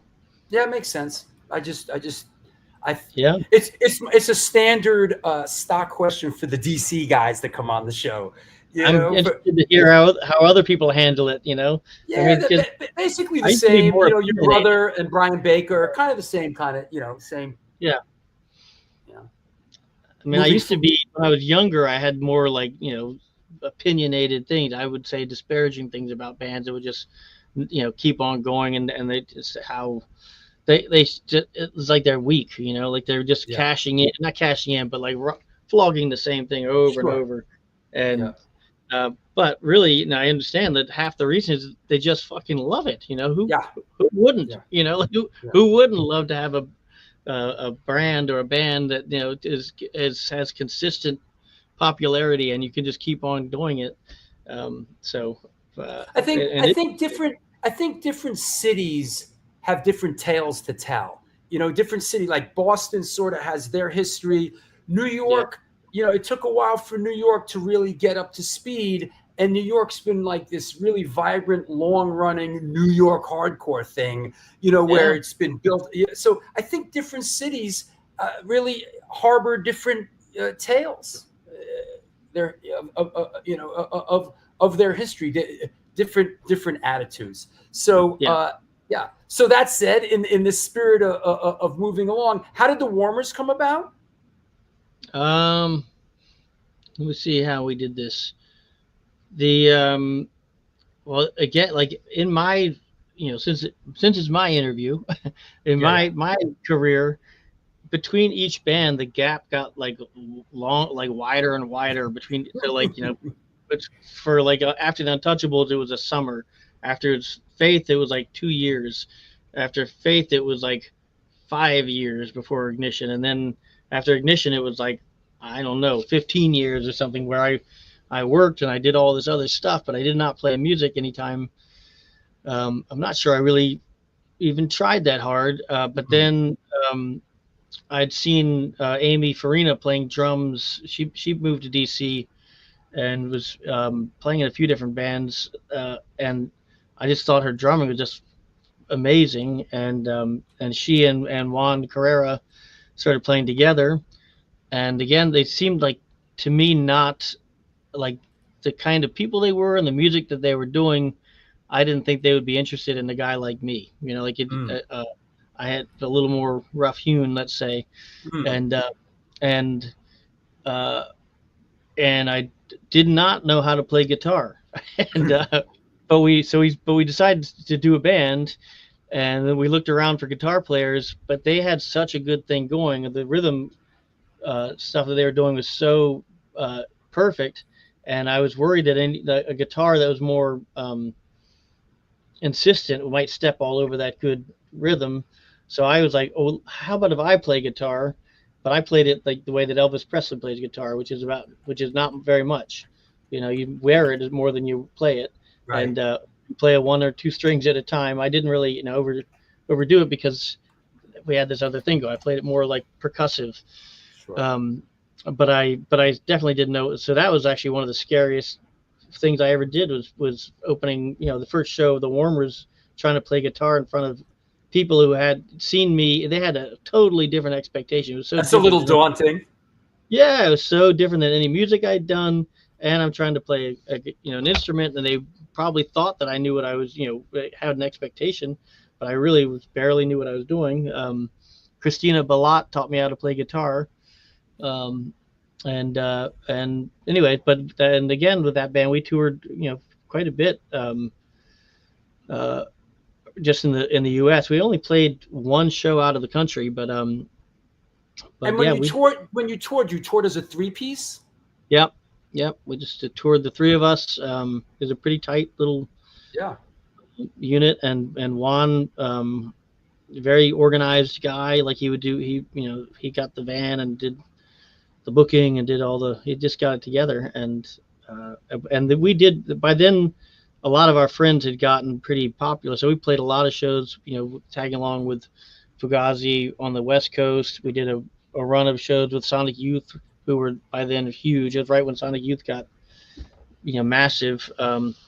And we played with our friends' bands that were big, so we never had a problem finding shows. But we also played tiny. It was the best. I loved playing small shows. Yeah. That makes sense. Let's I want to kind of head in another direction here as we're starting to head sort of down the home stretch, but I'd like to ask you about your love for motorcycles, and as a motorcycle enthusiast. And this is a pretty incredible picture. And this is a bike. This is from the 80s. And this is your bike? And what is this? Yeah. Well, I'm standing behind Pirate House, where we all lived. It was a group house with me and Guy Bicciotto and Brendan Canty and Bert Kuros and Ian Svenonius and Michelle Cochran and I think Brendan Canty, and there's a big group house in Mount Pleasant, and there was a bunch of other group houses up and down that block. But I bought this is a 1947 Indian Chief that I bought from a guy in Catonsville, Maryland. And it was kind of on a dare. I'd started riding basically in high school with Dante Ferrando, and his dad rode motorcycles. And Dante, he didn't know how, like when he was in Ignition, he didn't know how to drive a car. He owned the car that we toured in the most, but he didn't know how to drive it. He only knew how to ride a motorcycle. So he got a car, but we drove it. But he and I would go on rides together early on. And he lived in he grew up in the same neighborhood as me. And his dad was a great mechanic. Like he wasn't a mechanic he ran a restaurant, but he loved problems. Like that was his philosophy, was solving problems, and he loved old machines. And if they didn't work, then instead of being frustrated, he was like almost delighted by it. So I learned a lot about working on things through him. And then Dante and I got into going to these lean auctions at the motorcycle shops around the region.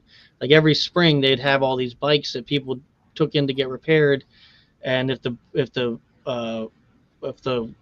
bill was too high, they would just leave the bike a lot of times.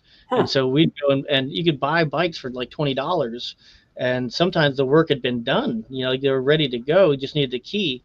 So we'd buy them and take them home and back to Dante's, and if they need a little bit of work, we'd do that and flip them. I didn't know such things existed. That's awesome. Yeah, it doesn't anymore. Ever since like it's hard to even find junkyards anymore. But now because of internet stuff, you can buy and sell. Like it's just everything's done. You know, but these are people who had space issues. They really need to get rid of these bikes, and because they had new ones coming in, and so you could they were clearing the decks, and it was great fun. And do you still have these bikes? Do you still have the Indian?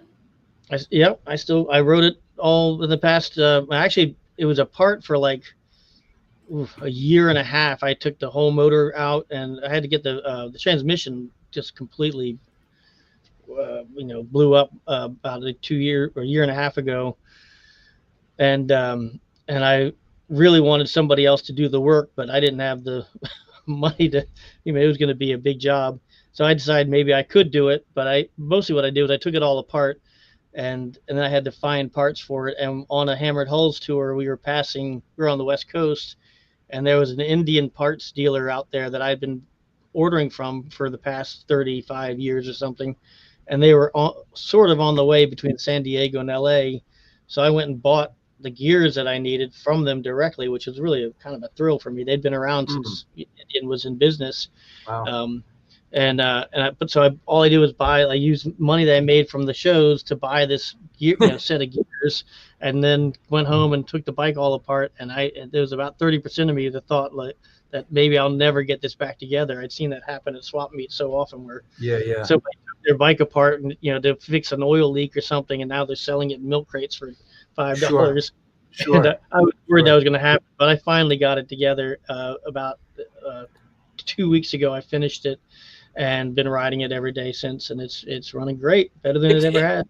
Excuse my ignorance, but in order to shift on this bike, do you have to reach down with your right hand?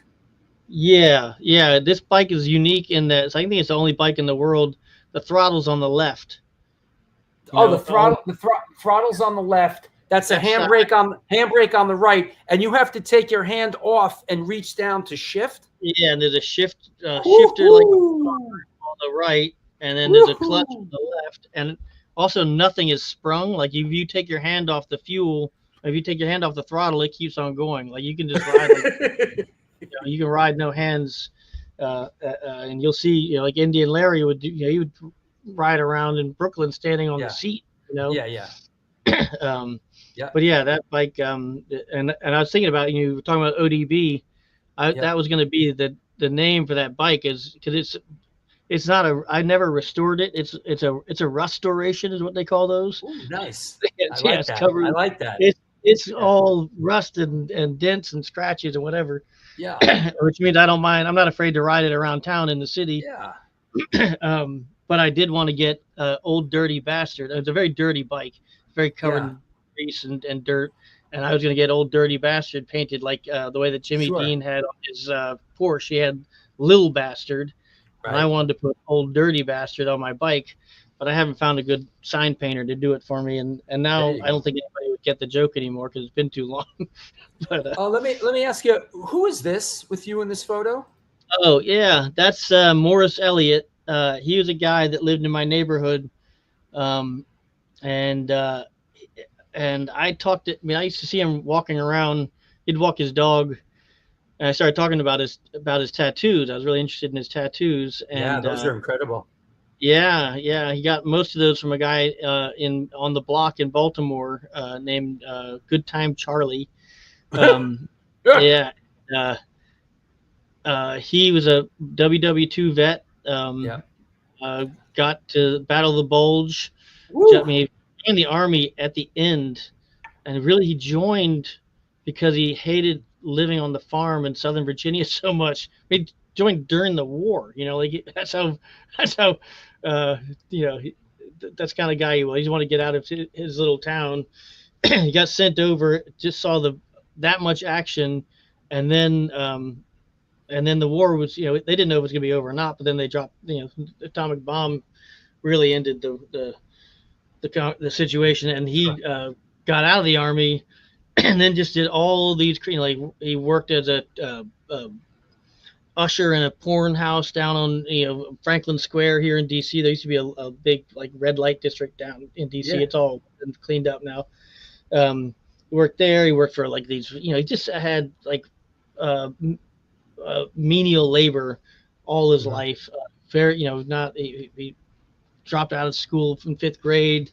But anyway, he ended up in my neighborhood, and we got to talking. And then in talking to him, he said that I told him I played music, and then he said he was in a band in the 40s, and that they got recorded by Alan Lomax. You mentioned Alan Lomax. Yeah, There you go. Sure. And I was like, "Are you? Did I hear you right? You said Alan Lomax?" He goes, "Yes. You know, they got this tape down here at the Library of Congress, and you and I can go down there and listen sometime." And I kind of didn't believe him, you know, like because he couldn't think of the guy's name. He kept on trying to, and he's like, finally, he's like, Lomax, that's it. And I was like, how? So anyway, one day he came by, like knocked on my door, and he's like, okay, let's go down. So we got on the bus and went down to the Library of Congress, and got some people to pick it up, and they found the tape. And I listened to him singing when he's like, you know, 19 years old and in the Army with these guys in Fort Myer, and drunk out of their minds, singing You Are My Sunshine at like double speed. And but anyway, he ended up living in our house. I lived in a group house, and we had an empty room, and I had told him he was living with an old lady nearby, and she had to go to a nursing home, and so he got put out. And he came, and I said, you can, you know, you're welcome to come, you know, rent out this room. It's available. So he moved in with a bunch of like 20-year-olds who were all in bands, and he had a great time. But anyway, we were just good friends, and I took him down to see his family. He hadn't seen his family for, turned out he couldn't remember how long. He said it had been a couple of years. It had been like 15 years since his family had heard anything from him. Like we just showed up, and they're like, "Where have you been?" Anyway, but I love the guy. What an incredible story. Yeah, really, really filled with a million stories. Really interesting guy. Really fun-loving. So he's a good guy. I'm glad I asked. That was incredible. Before we take a quick break, I just want to ask you about Hammered Hulls, and how did it come together? I know you've been at it for a couple years now. It's your current project. Where's it at? How did it come together, and where's it going? Kind of similarly to the Warmers, where I'd seen all the members of the band playing in other bands or doing like their own thing. You know, Chris was playing drums. I mean, he was a hardcore kid from Arkansas. But then he started playing drums in Ted Leo and the Pharmacists, and I just think he's one of the greatest drummers I've ever heard. And I guess he'd wanted to do a band with Mark Cisneros, who I had seen around for me. He's been living in DC for, well, I don't know how long now, but and he's in a number of bands. He's, you know, he was playing with Kid Congo and the Pink Monkey Birds. He's also has a band called Desdemonas that are getting really active right now. And Mary Timony is somebody I've just known since child. Like she grew up on my block. Like I was friends with her older brother, and I remember sort of when she was a baby, basically. But then she grew up and started playing music and is a phenomenal musician, and did all these great bands. I mean, starting here with oh my God, I'm blanking on her first band. Well, that's embarrassing, but Yeah, it'll come to you. it's decades ago. But then she went to school up in Boston and she did a band called Helium, and then she was in X-Hex with people from Slater Kinney, and she's just done a lot of great things.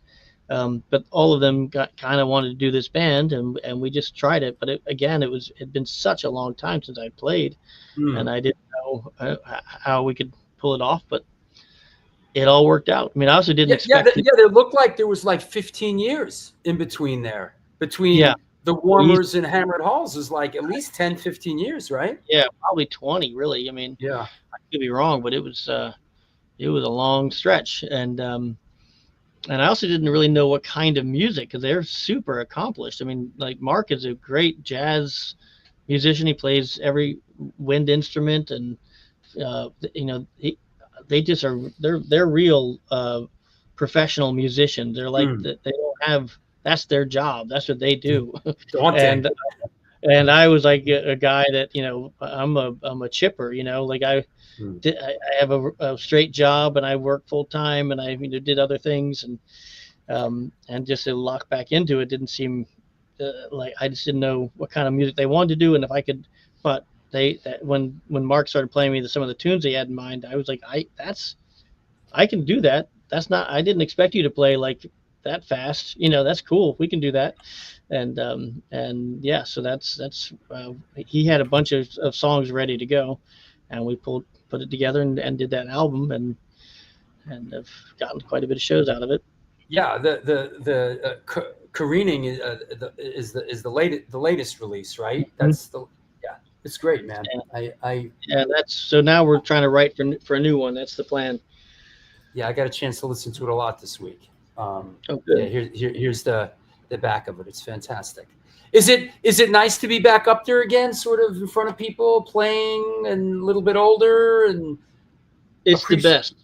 It's the absolute best. It's the most honest things I've ever done. Good. Yeah. Good. I have found in an interesting way that I enjoy it now quite a bit at my age. I feel like I sort of can be in the moment now, whereas as a young person, things were happening so fast. And it was exciting in its own right, but sort of learned at my age to be grateful and appreciate the moment. And yeah.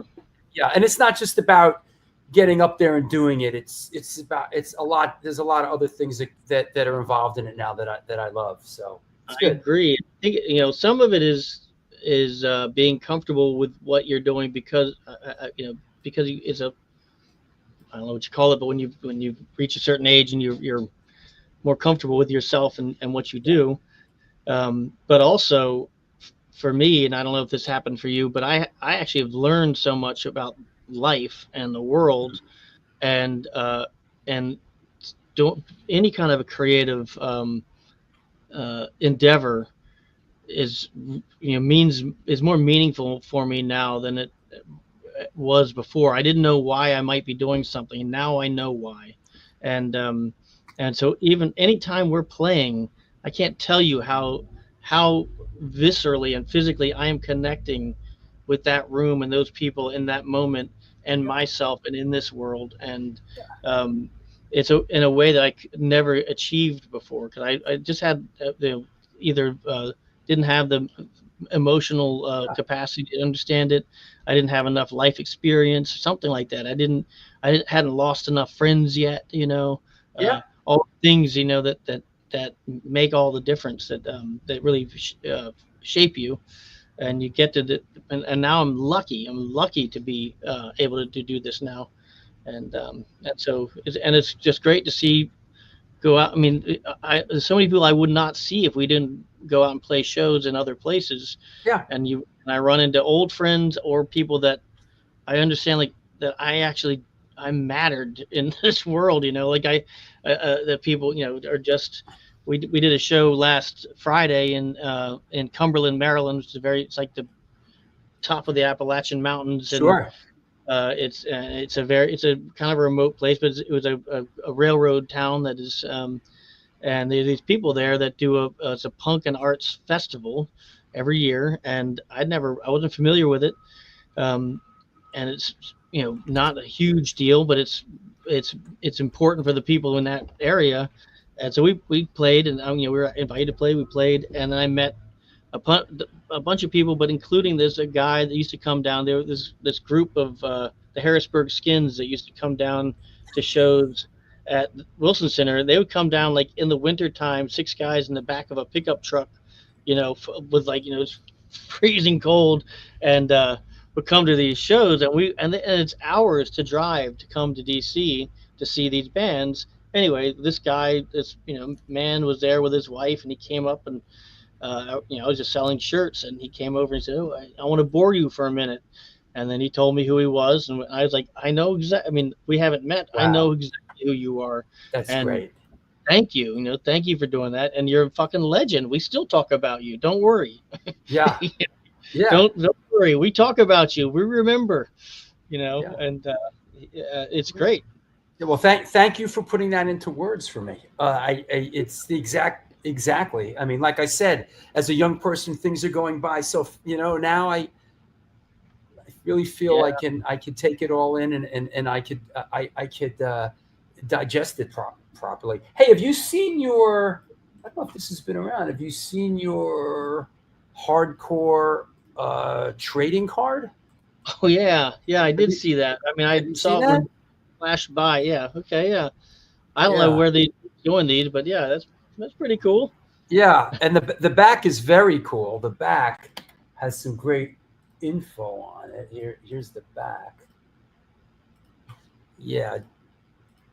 Here's the back here. Boom. Yeah. I love how realistic it is. Yeah, it's great. Yeah, fun fact, Alec was introduced to punk in 1979 when his sister returned home from a trip to Europe with records by the Sex Pistols and X-Ray Specs.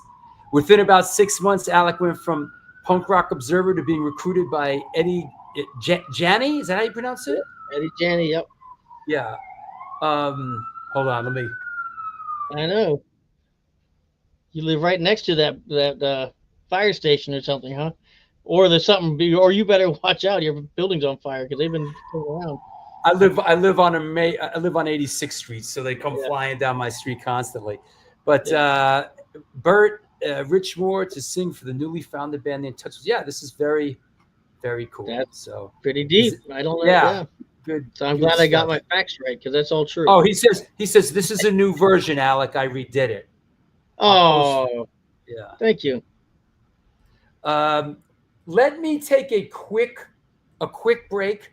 Announce some upcoming events, and we'll come back and we'll take some questions from around the world. Okay. Okay. See you in a minute. What's up? New York Hardcore Chronicles Live. That's right. Just by the way, we're sponsored by the Texas Silver Rush, DTFM Vinyl Distro, Generation Records, 126 Hardcore Clothing, Mad Vintage, Women of the Pit, and Candle Witch Co. Want to mention a couple upcoming events. Hey, yo, Bronx, what's up? This Saturday, talking about the London 77 Lost Archive book. This Saturday, August 16th, I will be up at the Museum of Bronx History talking about the book along with Tish and Snooki from Manic Panic. This is going to be very cool discussion about the book. That's this Saturday, August 16th at 2:00 p.m. The same night down in Jersey, I just want to give a shout out. New venue. It's now at Locals Bar. I guess it didn't work out over at the Legion Hall. This is at Locals Bar in Manalapan, Saturday, August 16th. Cropsey, Silence Equals Death, Push, Faded Line, Tear Gas, and Redwoods. Sunday, August 31st, at our beloved Bowery Electric Free All Ages Sunday Matinee with Demise, Nailed to the Cross, Cropsey, Jackknife Johnny, Concrete Burial, along with DJ Sid the Kid. And then, of course, we're doing an after-show bash with My War. Yes, I'll be playing guitar. We're going to be doing it up. A lot of different singers coming up, different songs.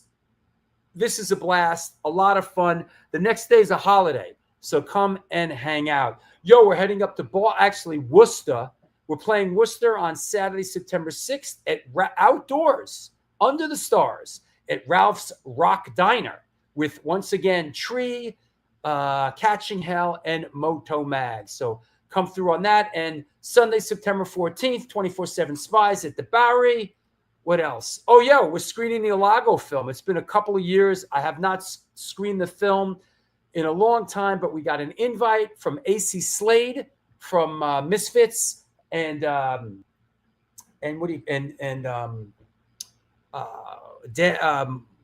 excuse me, I'm drawing a blank. AC Slade from Deadsy. We're screening the film at his Catfight Coffee Shop. Very cool. They do screenings of films there. It's been a while, so we're going to rev up the Alago machine once again. ID's playing Barry Electric with a couple others on October 12th. Yo, we're out in San Francisco doing Crash Fest the 18th with GBH. And then the big banger, the Holiday Slamboree, Women of the Pit Coat Drive. Sunday, December 14th at the Barry Electric. We're doing the My War thing with Butterbrain, Tree, Serial Poets, and World of Chaos. Hey, if you can, if you're watching in rerun on YouTube, please subscribe to the show. Also, give the show a thumbs up. I'd appreciate it. Follow the show on Instagram at Stone Films NYC. Please post up your questions now. Go deep. Get weird. We got Alec for a couple more minutes. So post up some questions. Let's bring him back on. Senor MacKaye. Let's see what we got. Blah, blah, blah, blah. Also, Autoclave.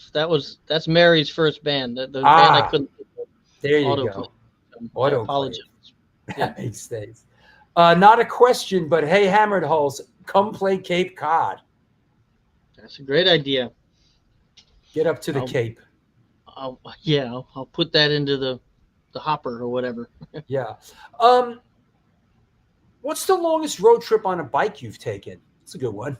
Newfoundland. Dante and I went to the top of the west coast of Newfoundland. I was riding a 1978 Kawasaki KZ650.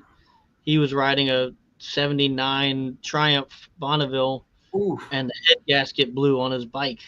And my guts hurt just thinking of that. It was great. It was so amazing. And in Newfoundland, there was no traffic, so we.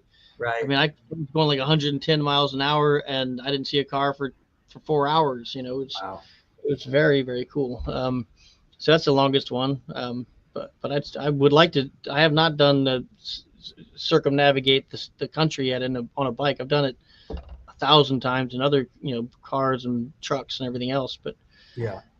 But I have yet to do that. So when you do a trip like that, do you kind of go from hotel to hotel, or or sometimes do you sleep under the stars? Yeah. Yeah. We didn't. The only time we stayed in the hotel was after his when the head gasket blew, and we were trying to book it back home. We could hear this. It sounded like a cricket chirping, but we couldn't find where it was. The compression was getting out. Tried to get as far. Close. As much towards home as possible. Sure. And we only got as far as Halifax, Nova Scotia, which is not very far. We got at least on that far south, and then his bike just completely crapped out. So we took an exit, and there was like one of those what do you call them, like residential, I guess there's seasonal workers who would come work in some factory nearby. Sure. But they have that kind of a motel that's long stay motel. So we rolled up, got rooms, and they were super cheap, and it was squalor. So like the guy, I asked the concierge, and I use that term loosely. Yeah, very loosely. The guy, I said, we work on a motorcycle outside the room, and he goes, if you pay for the room, I don't care what you do. That's the spirit. Right? That's the spirit. We took that bike half apart and had it all in the room. Taken apart on the thing, and I went and got parts for it. And we got his bike fixed and on the road. But but yeah, but mostly we camped. We just and really lazy camping. Like, I Yeah. mean, I was too lazy to do a tent half the time. We just pull something over and lie down next to the bike in the weeds, and that's fine. Uh, um, Yeah. where is what? I know where this is taken, but I must say, I mean, this resonates with me, being this is basically my neighborhood. This is a Oh yeah, beautiful. This is a beautiful picture. Who took this? my Oh, wife took. ah, Yeah, well, Layli Constantinople. She's a great photographer. You can see her name right there. what a beautiful photo. And Yeah. I mean, this is basically, I live I live right off in the distance there. This is my neighborhood, and still a beloved part of my life is Central Park. I just love Central Park. It's a Yeah. classic backdrop, but it also, you're right, this picture makes it look remarkable. I mean, I've been there Yeah. many times and it didn't look that good. Just Yeah. somehow she got it in just the right way with just something Sure. about the sky and everything. And she's like, stop, stand there, Yeah. take this picture. She got the picture Yeah. and I then think something for some, I forgot what, a talk or something. I do think that that's the San Remo building behind you which was kind of made famous in Ghostbusters. I think That's it. that's the San Remo, right? Yeah. Yeah. Is that what it's called? I didn't know. I thought it was the Yeah. Dakota.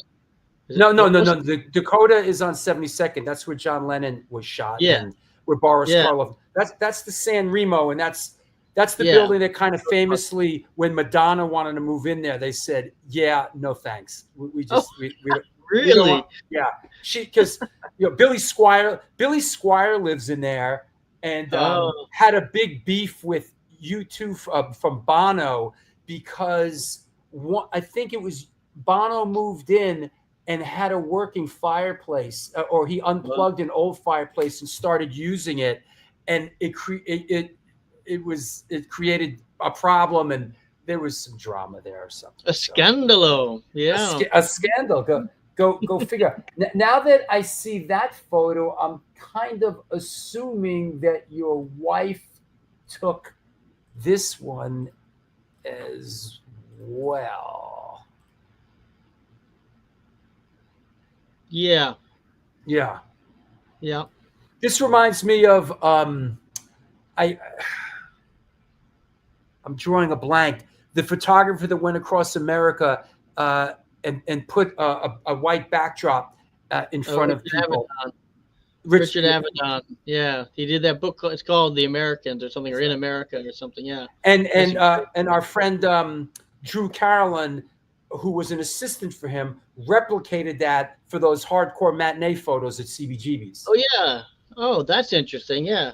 Yeah. Did you know that Drew Carolyn was his assistant as a teenager, as a young person, and that's how he got that idea. So he showed up at CB's exactly where the Bad Brains mural is. That's where he set. That's where he set up the backdrop and shot all those. That's super cool. Yeah, yeah. Wow. It's very cool. Does Alex still have the spiked wristband from the Teen Idol 7-inch photo? Yes. Yes, I do. And I have the same tuxedo jacket. And that tuxedo jacket I wore when I was in the Untouchables. And still got all this. Yeah, it's pretty rotten, but I have it all. Yeah. Here's that spiked wristband came from, it was like a gay leather placed in deep. We didn't have like a trash in vaudeville, and we didn't have stuff. There was a place called Commander Salamander, but it didn't have the coolest stuff, Yeah. But there was, so we would get our like wristbands and that kind of stuff came from an actual bondage joint, like this gay leather outfitter, which it's one of those things that's hard to explain to people sometimes historically, how all the like the underground of all these different communities, we had this like strange alliance, with underground artists, people who, underground bars and societies who we all understood each other, Sure. and it was just this, but it was very, like, I didn't even understand it. I just knew it, just people that were my people. And Yeah. so it totally made sense to go shop there and get the things you need. But later on, people started catering just to punk rock. But A shot of you and our one of my best friends, good friend and supporter, Astoria Lou. Here you go. yeah, Yeah. I remember taking that picture actually. Yeah, Do you? Yeah, Yeah. he's one of my best friends. That's at Green. What's it called? Green. Oh shit! Green Light Books Ah, in I Brooklyn. think, was that different than the event? Actually, you know what? Let me find this. Oh, we did whole one in Manhattan too. I can't. What's the Manhattan store? Now I'm blanking. It's I'm famous. looking- Yeah. hold on. I'm looking for this one shot of that we took together with Tom Lyle. Actually, what was that event that you and Tom? It was you, Tom Lyle. It was here. Oh, here it is. Here it is. Boom. This was at like. Oh, this was for. It's probably for hard art. I mean, that's No. This was a couple of years ago. This one. Oh, This was Okay. was somebody had a book coming out. Was it Cynthia's book coming out again or something? maybe. See, Yeah, this is cool. I have no recollection. Yeah. I'm in it, so I know what happened. Yeah. But I don't know It's where we not are. It's not AI, folks. Yeah. It's not AI. So anyway. Yeah. I don't remember that moment. Even if it was last week, I probably don't. But I can remember 50 years ago. But I do like some of the pictures that pop up, and I just can't believe, like that. It's It's great. Yeah. It's fantastic. That said, hey, let's go get something to eat, man. I want to thank you so much for coming on, Alec. I really enjoyed it. The time flew. It was just great talking to an old friend. Is there anybody you want to thank? Is there anybody you want to shout out? Oh. I that's like truly far too many. So I think I won't. I think I won't get started. But I want to shout out to Hardcore Legends trading cards guy. That was I love seeing that, and I appreciate that. But no, I'm just grateful for all the people that I know and have yet to meet, and thank you for inviting me to be on this thing. And I will tell you, I had anxiety leading up to this because I tried to do my homework ahead of time so I could get the story straight and all that stuff. And I was like, oh shit, I hope I don't get caught out not remembering things. It was easy. This was a walk in the park with you. So you're good. Thank you. Thank you. I'm proud of the show and I take joy in doing it. So thank you very much. And I'm going to reach out in the next couple of days. I want to send you down one of these books and I would love that. Yeah. And let's get Hammered Halls back up here to New York City Absolutely. sooner than later. On our way to Cape Cod, we'll swing by. Thank you. All right, Alec. I'll talk to you soon, man. Thank you. All right, man. Thanks. All right. Bye-bye. Take care. There you have it. Another one in the books. Alec MacKaye. Fantastic show. Really great. And I hope you enjoyed it. I think you did. It was great. Just a heads up, only a couple days away, we have Tim Williams from VOD on the show. Actually, this Saturday, if you're up in the Bronx, I'm doing at the Museum of Bronx History, I'm doing this book event this Saturday. Then this Sunday is Tim Williams. So all that's going down. All this and more on the New York Hardcore Chronicles Live. So thank you, Chico. Thank you, Michael. Thank you, everybody, for stopping by. It was a fantastic show. Tell your loved ones that you love them. That is important in this short life of ours. So till next time, do good things, and good things will come to you.